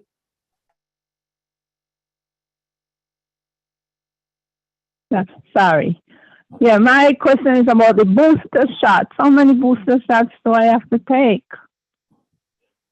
I am not a medical doctor, so I want to stay away from telling you how many you should take. Here's the reality. I don't know. The vaccine, this thing could become a seasonal problem. The longer it stays with us and mutates, is the more likely that it will become a seasonal process. So like the flu vaccine, you will have to get a booster every year. It's possible. I am telling you, but prior to 2020, my hospital, I think going all the way back to 2015, required all employees to get a flu shot. One of the things that a lot of people don't realize is that thousands of people each year die from the flu. It's not a small number. And so, you know, the hospitals are recognizing that and trying to create safe environments. And so they require that their employees be vaccinated. And this preceded the COVID issue. But then, if I may ask, a vaccine supposed to prevent you from getting the virus, not so? So that was a vaccine, I mean, there's no vaccine that is 100%. There's none. It certainly is supposed to limit your exposure. And even if you get the virus, it's supposed to minimize the impact. But there's no vaccine that's perfect. The flu vaccine isn't perfect. You know, it certainly, you know, gives you some degree of immunity, but it's not perfect. You can still get it. And that's across the board with any vaccine. Thank you. I think Sister Nikisha is next, and then Brother Brady. Yes, thank you. So my question has to do with religious accommodation. And I think earlier you said that the church will assist in drafting exemption letters for those who are congregants who want to seek that accommodation. So if our organization is pro-vaccine and we want to encourage our members to actually take the vaccine, why would we then assist them in drafting these letters? Okay, so I think I must have misspoke as I was talking, because that's not what I intended to say. The church is not giving members accommodation letters on church letterhead, meaning that the church isn't writing a letter with the church with saying Corona Church, member A, has a sincerely held religious belief, it is part of the teachings of the Seventh-day Adventist Church not to take vaccines. And so we are requesting an accommodation in the same way that we would do for Sabbath accommodation.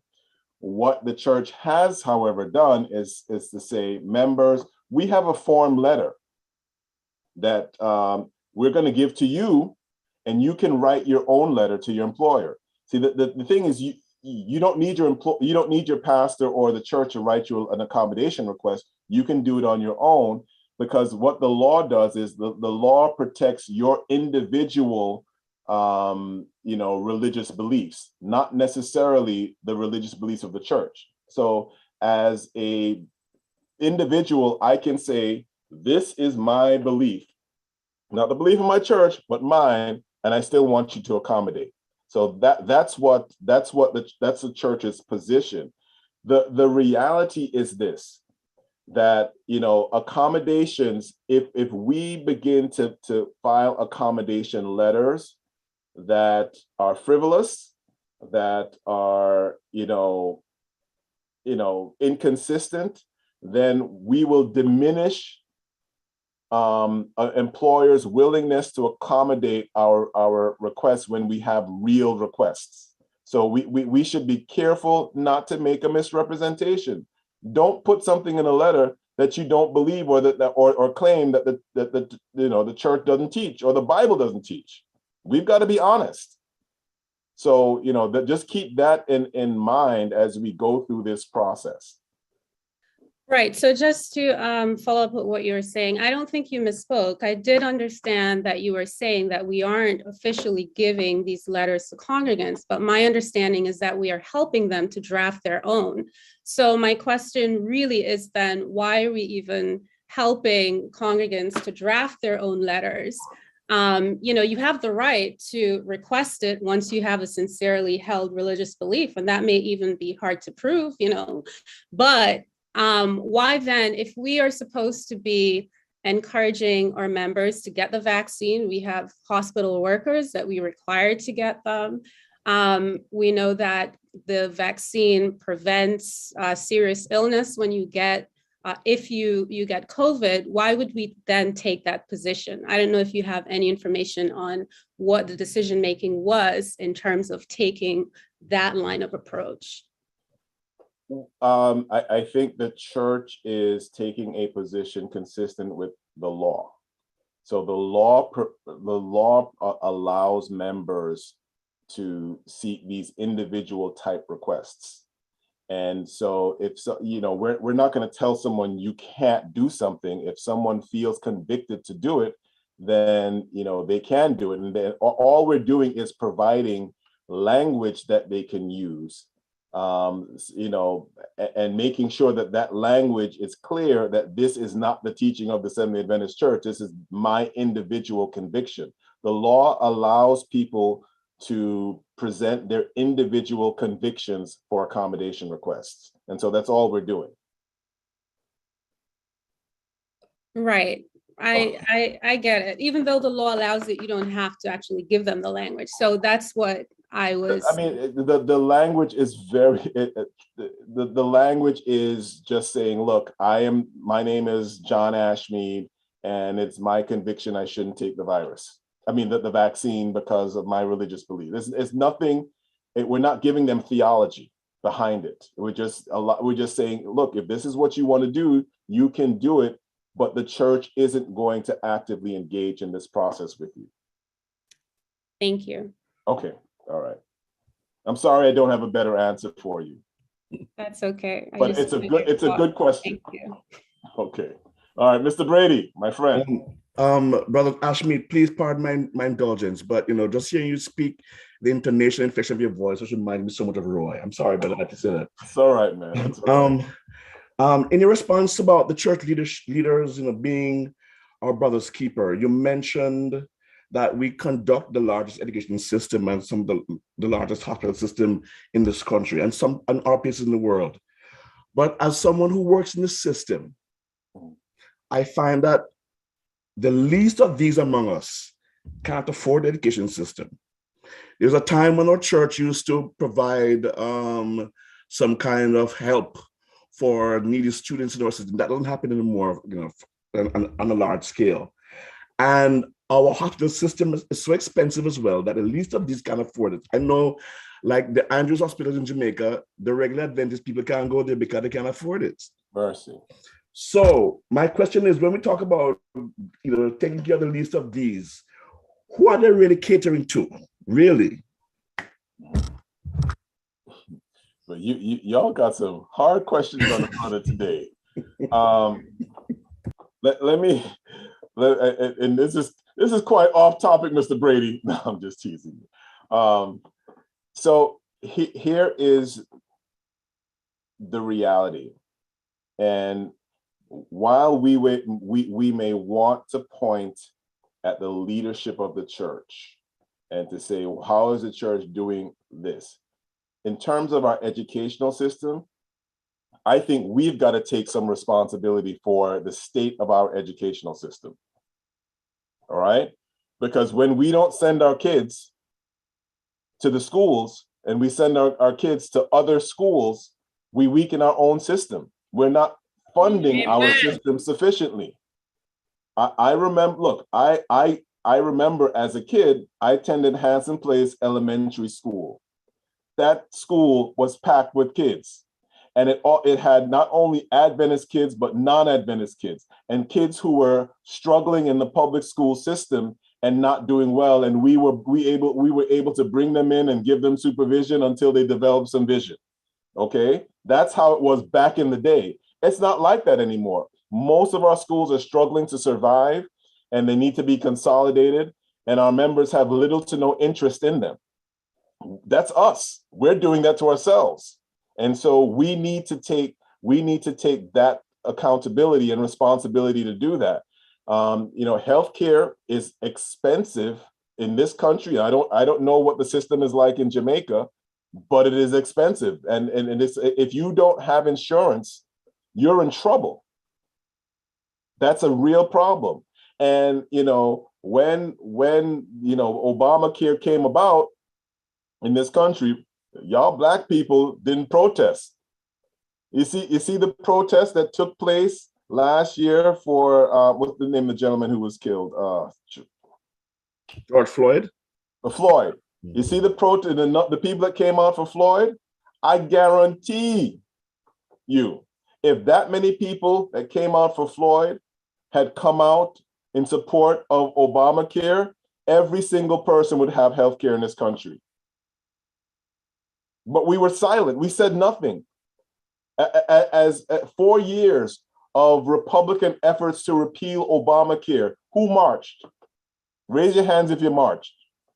Nobody marched. We said nothing. So we can't sit back. I mean, these are the moral issues, in my estimation, that we should be involved in. Providing health care to everyone, Black, white, yellow, green. But we don't get involved. So I'm just saying, look, we have a responsibility. We can't put everything on leadership and say they need to do when we're sitting back and not doing what we can do. And supporting the church financially, paying tithe and offering, all of those things. If you look at any church and you see the percentage of members that pay tithe to the number, you'd be shocked. We are not investing in the system, and the system can't do what it should do because we're not investing in it.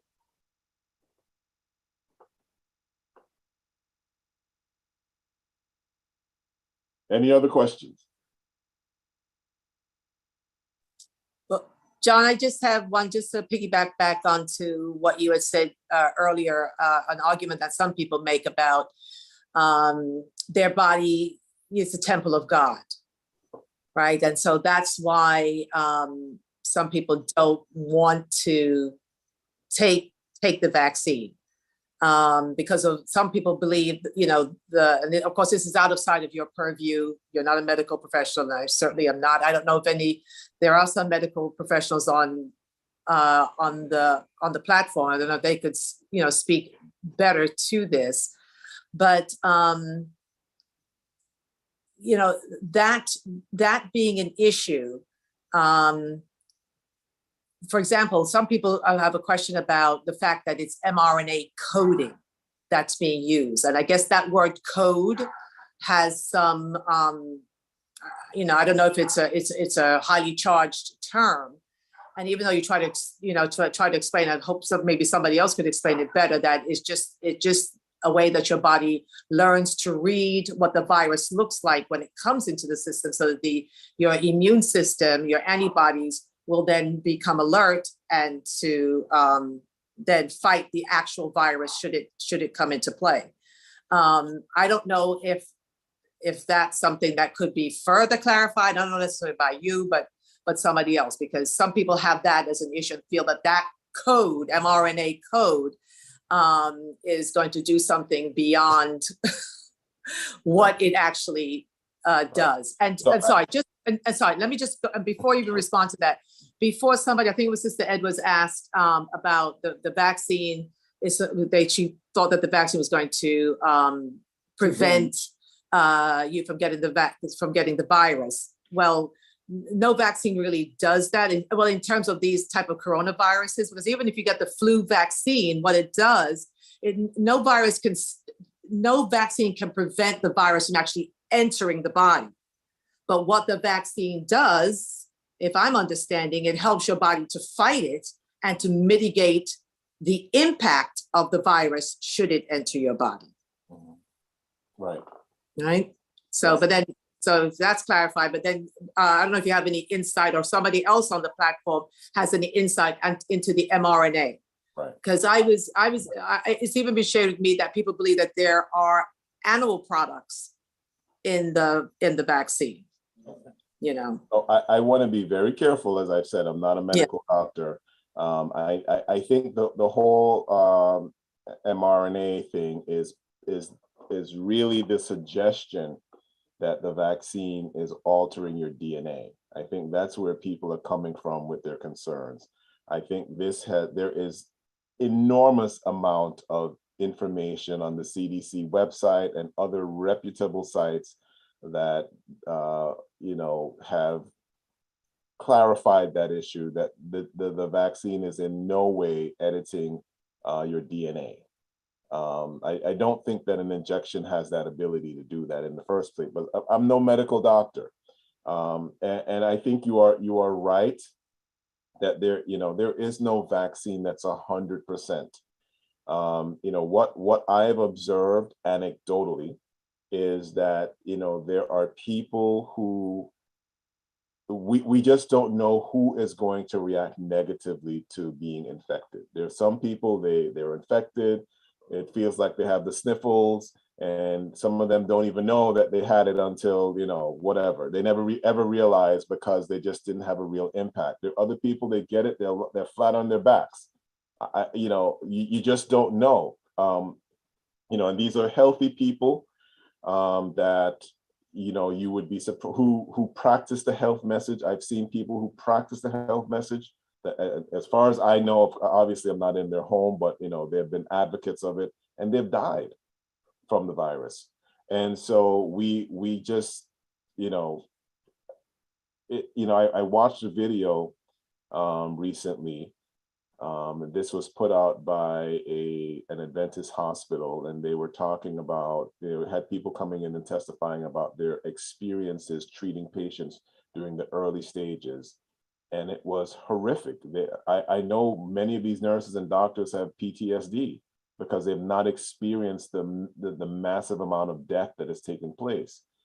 And, so I think when folks realize how severe and serious this thing can be, they may want to reconsider the positions that they're taking. But if, they don't know anyone around them who've died from it or encountered it or anything like that, then, they take this kind of position that, it's not too bad, it's no worse than the flu, but it really is worse than the flu. It's much harsher.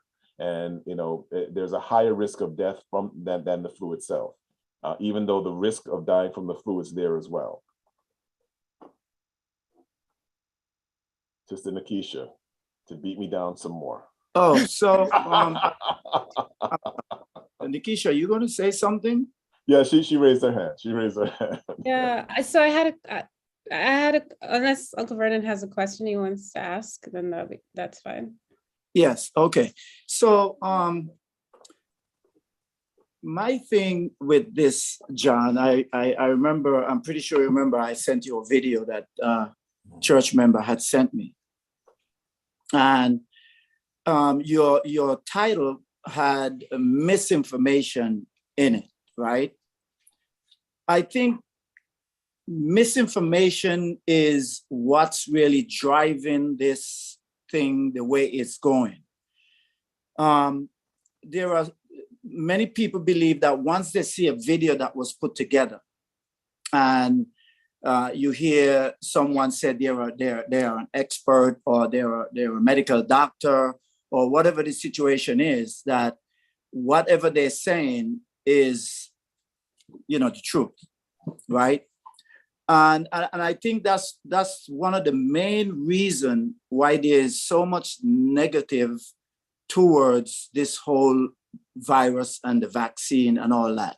I remember, in seeing a video where someone is saying that, actually, I think it was on that same video that I had sent to you, that something was leaked out of the FBI or the CIA or something like that. And it's something that no one should have known about because they were trying to create some kind of vaccine that would do something to groups of people, stop their anger, people that become fanatics, right? That the vaccine would be able to alter the person's brain to stop them from being so radical with whatever their belief is and all that stuff.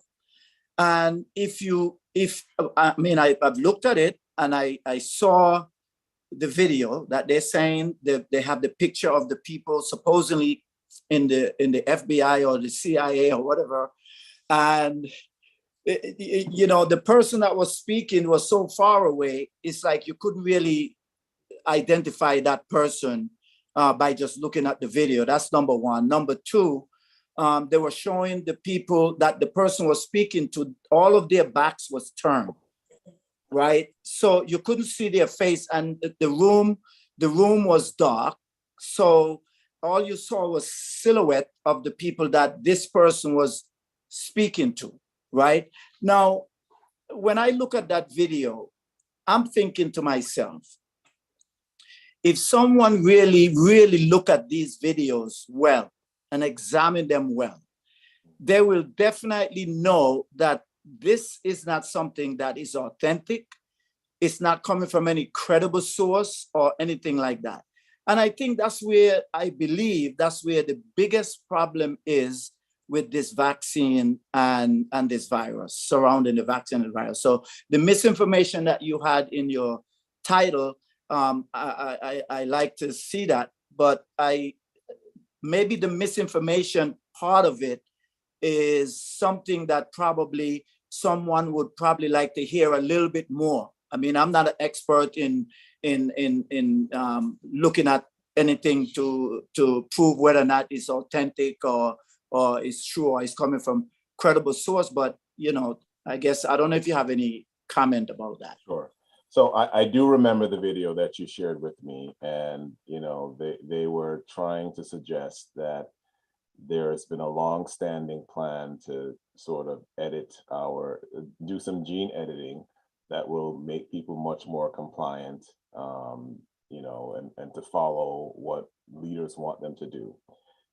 Again, these conspiracy theories, the problem with them is that they involve so many people. At some point, someone is going to break ranks and say something, and it's going to come out. And that's what never happens. It's always he said, she said, and I spoke to this person, but they don't provide any concrete information. And you never see their claims materialize anywhere. And the fact of the matter is that the vaccine and the ingredients of the vaccine has been examined by hundreds and thousands of infectious disease experts and people who have real experience in the creation of vaccines. And they're not coming out and saying that this is an attempt to edit our genes. At some point, we've just got to trust the experts. We don't have the experience. You know, if my heart is there, if there's a problem with my heart, I'm not going to YouTube to find the answer. I'm going to a cardiologist. I'm going to have a cardiologist, you know, do whatever X-ray or CT scan or MRI, whatever needs to be done to find out what the problem is, and then, you know, provide whatever treatment, whether it is medicinal or surgical. I'm not going to my car mechanic to have him tell me what to do about my heart. That's what's happening. People are, you know, running to all kinds of experts. Because someone has an MD behind their name or a PhD behind their name doesn't mean they're qualified to comment on the virus. You need to go to people who have the expertise. If you have a legal problem, you're not going to go to Anthony Brady, who is an outstanding musician. You're going to go to a lawyer. You know, if you want to learn how to play the piano, you go to Anthony Brady. You don't come to me. I can't teach you. He can. That's what's happening. We have lost our sense of perspective. And, you know, social media is driving a lot of this because of, you know, the search engines feed us information that we want to hear. And as we get more of this information, it hardens our opinions. But we're not critically looking at these issues. What I was trying to do is just give us some of the tools to critically look at it, look at the issue, because I can't address the multitude of conspiracy theories out there. There're just so many. So I wanted to have us as Adventists know this is what Adventists believe. This is how end time events will unfold. It will not unfold by a vaccine. It is church and state union, creating an image, right? And then enforcing it. That's what our church has taught on those issues. All right, Sister Nakisha. Thank you again. My other question, and I may have missed this, I don't know, is there a real problem with, I know there's a problem with vaccine hesitancy for evangelical populations across the nation.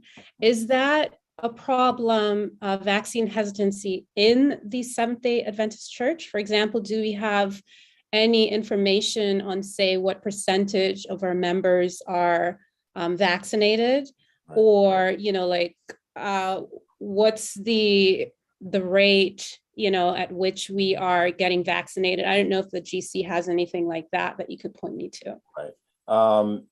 There is information I think the church has put out, and I can't give you a link off the top of my head. What I will say is that the church, the Seventh-day Adventist Church, sort of reflects society. And so you are finding a lot of vaccine hesitancy within the more conservative branch of the church. And they have been putting out videos and the like, and really challenging the public affairs department and the church for the position that we've taken and not, you know, writing letters, accommodation letters on letterhead and those kinds of things. And so they are being very effective. Their videos are well put together, and they have people who appear to be experts, and they're pushing this information out and connecting the vaccine with all kinds of end time events. And so I think that is a deadly combination, because they are creating a lot of confusion for our members. So, you know, in our Black community, there is, you know, some vaccine hesitancy as well. And the fruit of that is, you know, our growing knowledge of some of the experimentation done on African Americans by the government. And so people are looking at this as another, you know, effort by the government to experiment on us. So you're seeing some vaccine hesitancy within the African American community, even the Seventh-day Adventist African American community as well, because of that. You know, there has been, you know, the Tuskegee, you know, experiments. Johns Hopkins has had some serious issues with syphilis experimentation, I think. dating back to the 30s and 40s, for which they're being sued for right now. So, you know, those issues are floating around and people are very skeptical and nervous. So yes, that it is there and we have to deal with it. Thank you. I know there are some people, I mean, I don't know if I would also call it vaccine hesitancy. Oh, by the way, I have 2 questions / comments. But they'll I guess say that, you know, they believe in the strength of their immune system. So therefore they, you know, they would just rather, you know, just be healthy and just rely on the health of their body and just do a bunch of very healthy things to just protect themselves against the virus. I've even heard somebody say that, you know, they had herbs that were stronger than, you know, the ventilators that were in the hospital. So there's that. So I'll let you address that and then I'll come to my second question. Right. So my understanding is, and again, I'm not a doctor, is that if you are infected and you survive, that your body develops some immunity to the vaccine. How long that lasts, I'm not sure. If you know, there is the view that it provides a stronger immunity than even the vaccine. I've seen, you know, statements back and forth on that issue, but I can't really offer any conclusion. Again, the problem with that method is that you don't know if you're going to be that one person who gets sick and, you know, they're just, your body reacts. You know, certainly if you're younger, you have a heightened chance of not becoming seriously ill, but for someone in their 60s and pushing above that, there's a stronger likelihood that if they become infected, they're going to become very sick. The problem is that we don't live in isolation. You know, we live with our families and our friends and we go and see them. We are in communities and churches. And, you know, a young person can encounter an older person and that's all she wrote. You know, they're infected and someone dies as a result of that. And so we are our brother's keeper. And we have a responsibility to each other as we live in a civil society to protect each other. And, you know, one of the ways of doing that is becoming vaccinated. But again, you know, I'm not telling you have to. You need to consult with a physician, talk to them. Your physician knows your health best, your weaknesses and strengths, and, you know, they can give you the appropriate guidance. Yeah, agreed. So, and then my other, I guess, question / comment was just kind of to what you were saying before. And obviously this is not exactly around vaccines, but, you know, around like schools and education, and I guess our responsibility around it as Black people / Christian / SDA, and then of course bringing George Floyd into it. I kind of was, I don't know, I have a lot of feelings around that, but I feel that, well, for one, I guess thinking about putting the responsibility on Black people to, like, if we all were in agreement of like Obamacare and wanted Obamacare, like, why didn't we all kind of come take to the streets and march? I mean, for one, I guess that wouldn't necessarily be just a Black person thing, because, you know, any and everybody needs, you know, good healthcare, and there are lots of poor white people as well who vote against their own interests because they're tricked to do so. And so, I mean, this would be an all-encompassing effort, just as the George Floyd marches.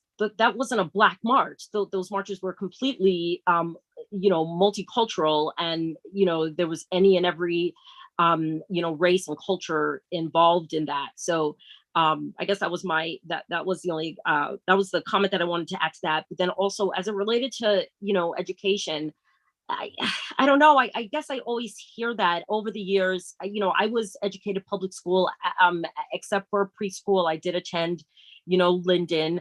But I attended public school my whole life. My mother was educated in when she moved to America, she was educated in the Adventist school. But my mother, who was an educator, sorry to put you on the spot, Ma, made the choice for me and my sister to be educated not in Adventist schools. And for for the reason being that, she felt that the quality of education was better at these other schools where we were going to attend. Sorry to say that's what she felt. Okay. And by the time that we attended, when she went, I guess she thought it was, well, it wasn't her choice. But anyway, I guess, so this idea of, do we send, is it the fault of the people who stop sending their kids to the schools or what? But my question is, well, are our schools equally funded? Race in any organization is a thing. And I do have questions about, how does this organization of the Adventist Church deal with money and finances as it relates to race?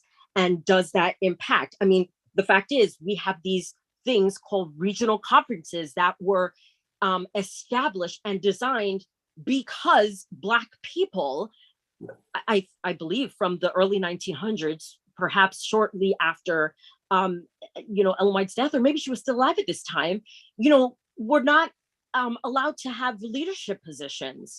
So, so this whole thing about the pioneers were so against, abolition, or were abolitionists, excuse me. I personally can't say anything to it. I don't know. I don't feel it in my heart.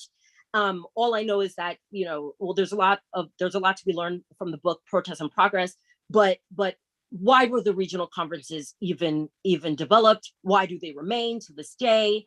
And that obviously affects the funding of education. And, are we just going to do this thing well, we're just going to put it back on Black people? Well, we don't support our own. It's us. I'm going to always look back to not just, I'm not looking back to the pioneers of the Adventist Church. I'm looking back to the how this country was began, and how and what started this country. The slave trade.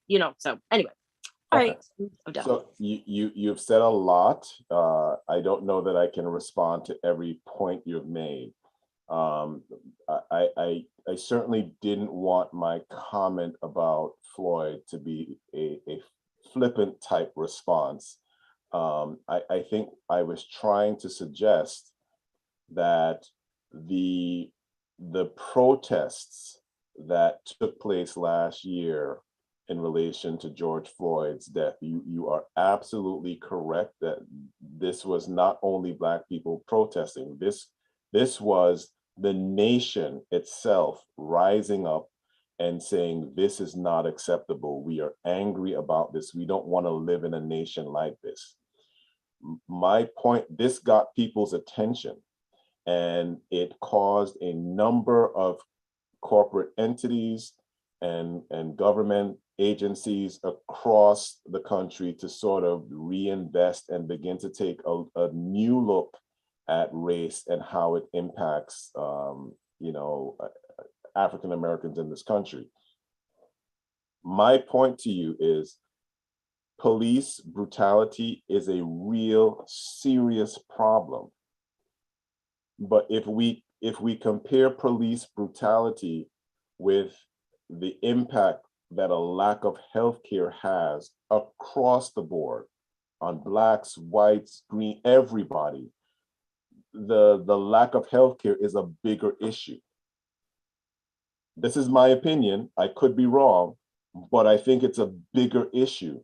And if we if there was such a groundswell, a mass of engagement around this issue, things would be a lot different. For example, just the simple act of voting in relation to this issue, not even marching, just voting. If enough people voted, we could change the course of the nation on that. So that's all I'm saying is this is as vital an issue to all of us as there can be. Healthcare, health equity, and it languishes because no one focuses on that. Just to be candid, I'm in a similar situation to you in terms of my education within the Adventist system. I attended Hanson Place. I then attended 2 years at Northeastern Conference. At the same time, I was in Northeastern Academy. Sorry, Anthony. At the same time, I was at Northeastern. My brother was attending AUC. My brother had a very negative experience at AUC, and as a result, my parents took him from AUC and removed him to another college. And in doing the same thing, I know I was no longer at Northeastern because their perception was that the school was not challenging me academically. So it happens. It's a reality. Parents are very sensitive about their children and want to give their children every opportunity to succeed. And so the point is that we really need to re-engage in the quality of our educational system. It has floundered, and parents are recognizing that, and they're not as prone to send their children to our schools. Now, within the broader system, I don't think that anyone can argue that access and funding isn't an issue. I don't know what the funding is like for Andrews University and Oakwood University. I don't know. But I do know that we have the ability, if we are faithful as members in terms of supporting our own institutions, we can have a greater impact despite what is taking place in the larger organization. We can take some degree of responsibility for our own institutions. There are our institutions, and we should seek to preserve them as best we can. My understanding of the regional conferences, they took place after an incident involving a woman who was denied access to an Adventist hospital and ultimately passed away as a result of that. And it was the issues, the denial was based on segregation. And the Black leadership then decided, you know what, we need our own leadership. We need to take care of our own. And the regional conferences sort of emerged from that. Whether that model continues to make sense, I don't have enough information to offer an opinion that is worthwhile. But I know that these are the facts that we have. So I know I didn't address everything. I'm trying to keep balance of the time.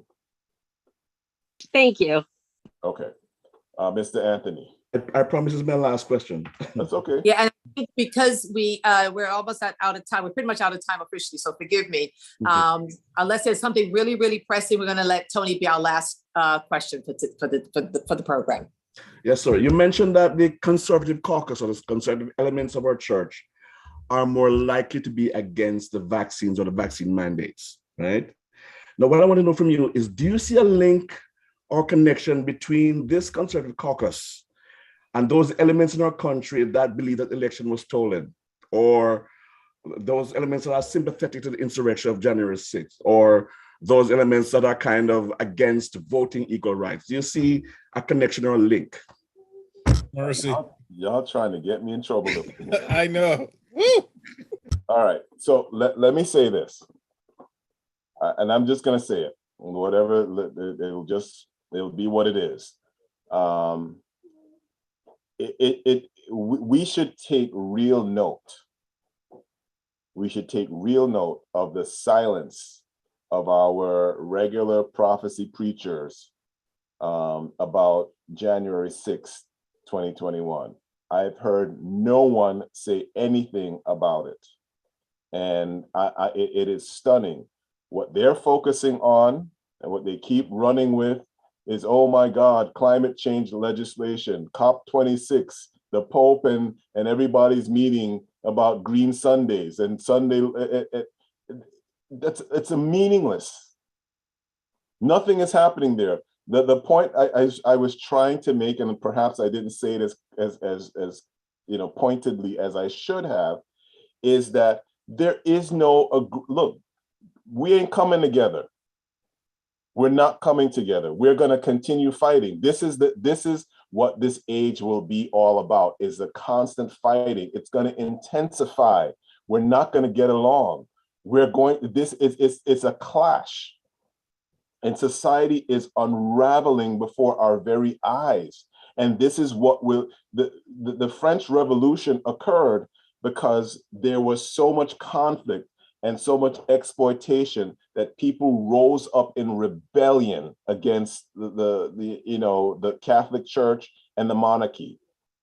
It was a rebellion that took place. And that's what Ellen White is saying is going to happen on a worldwide basis because of the exploitation. So all the stuff that they're focusing on is meaningless.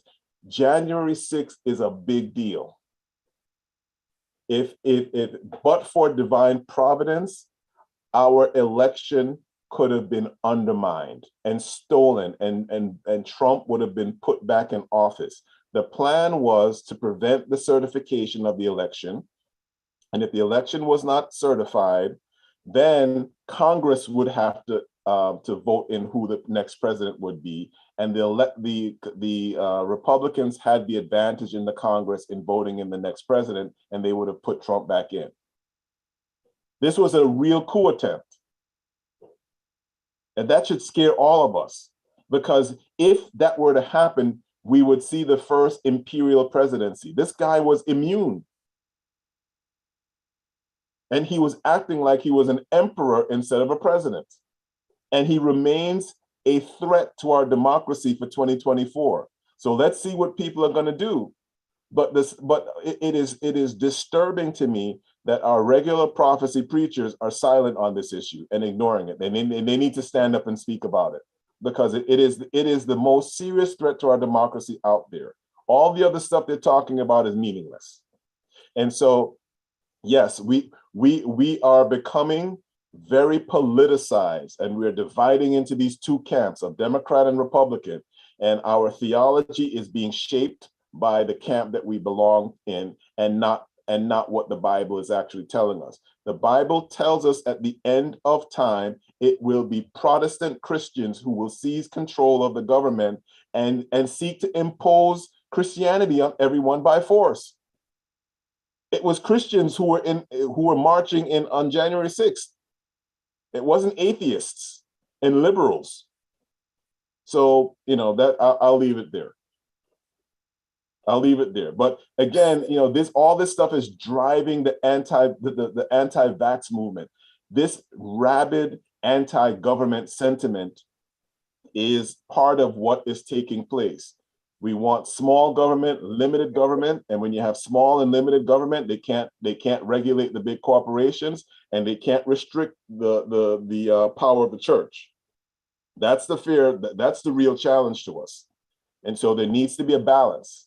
There needs to, we need to have that balance where the government is large enough to keep, those forces that would exploit us from really doing some serious exploitation. Well said, well said.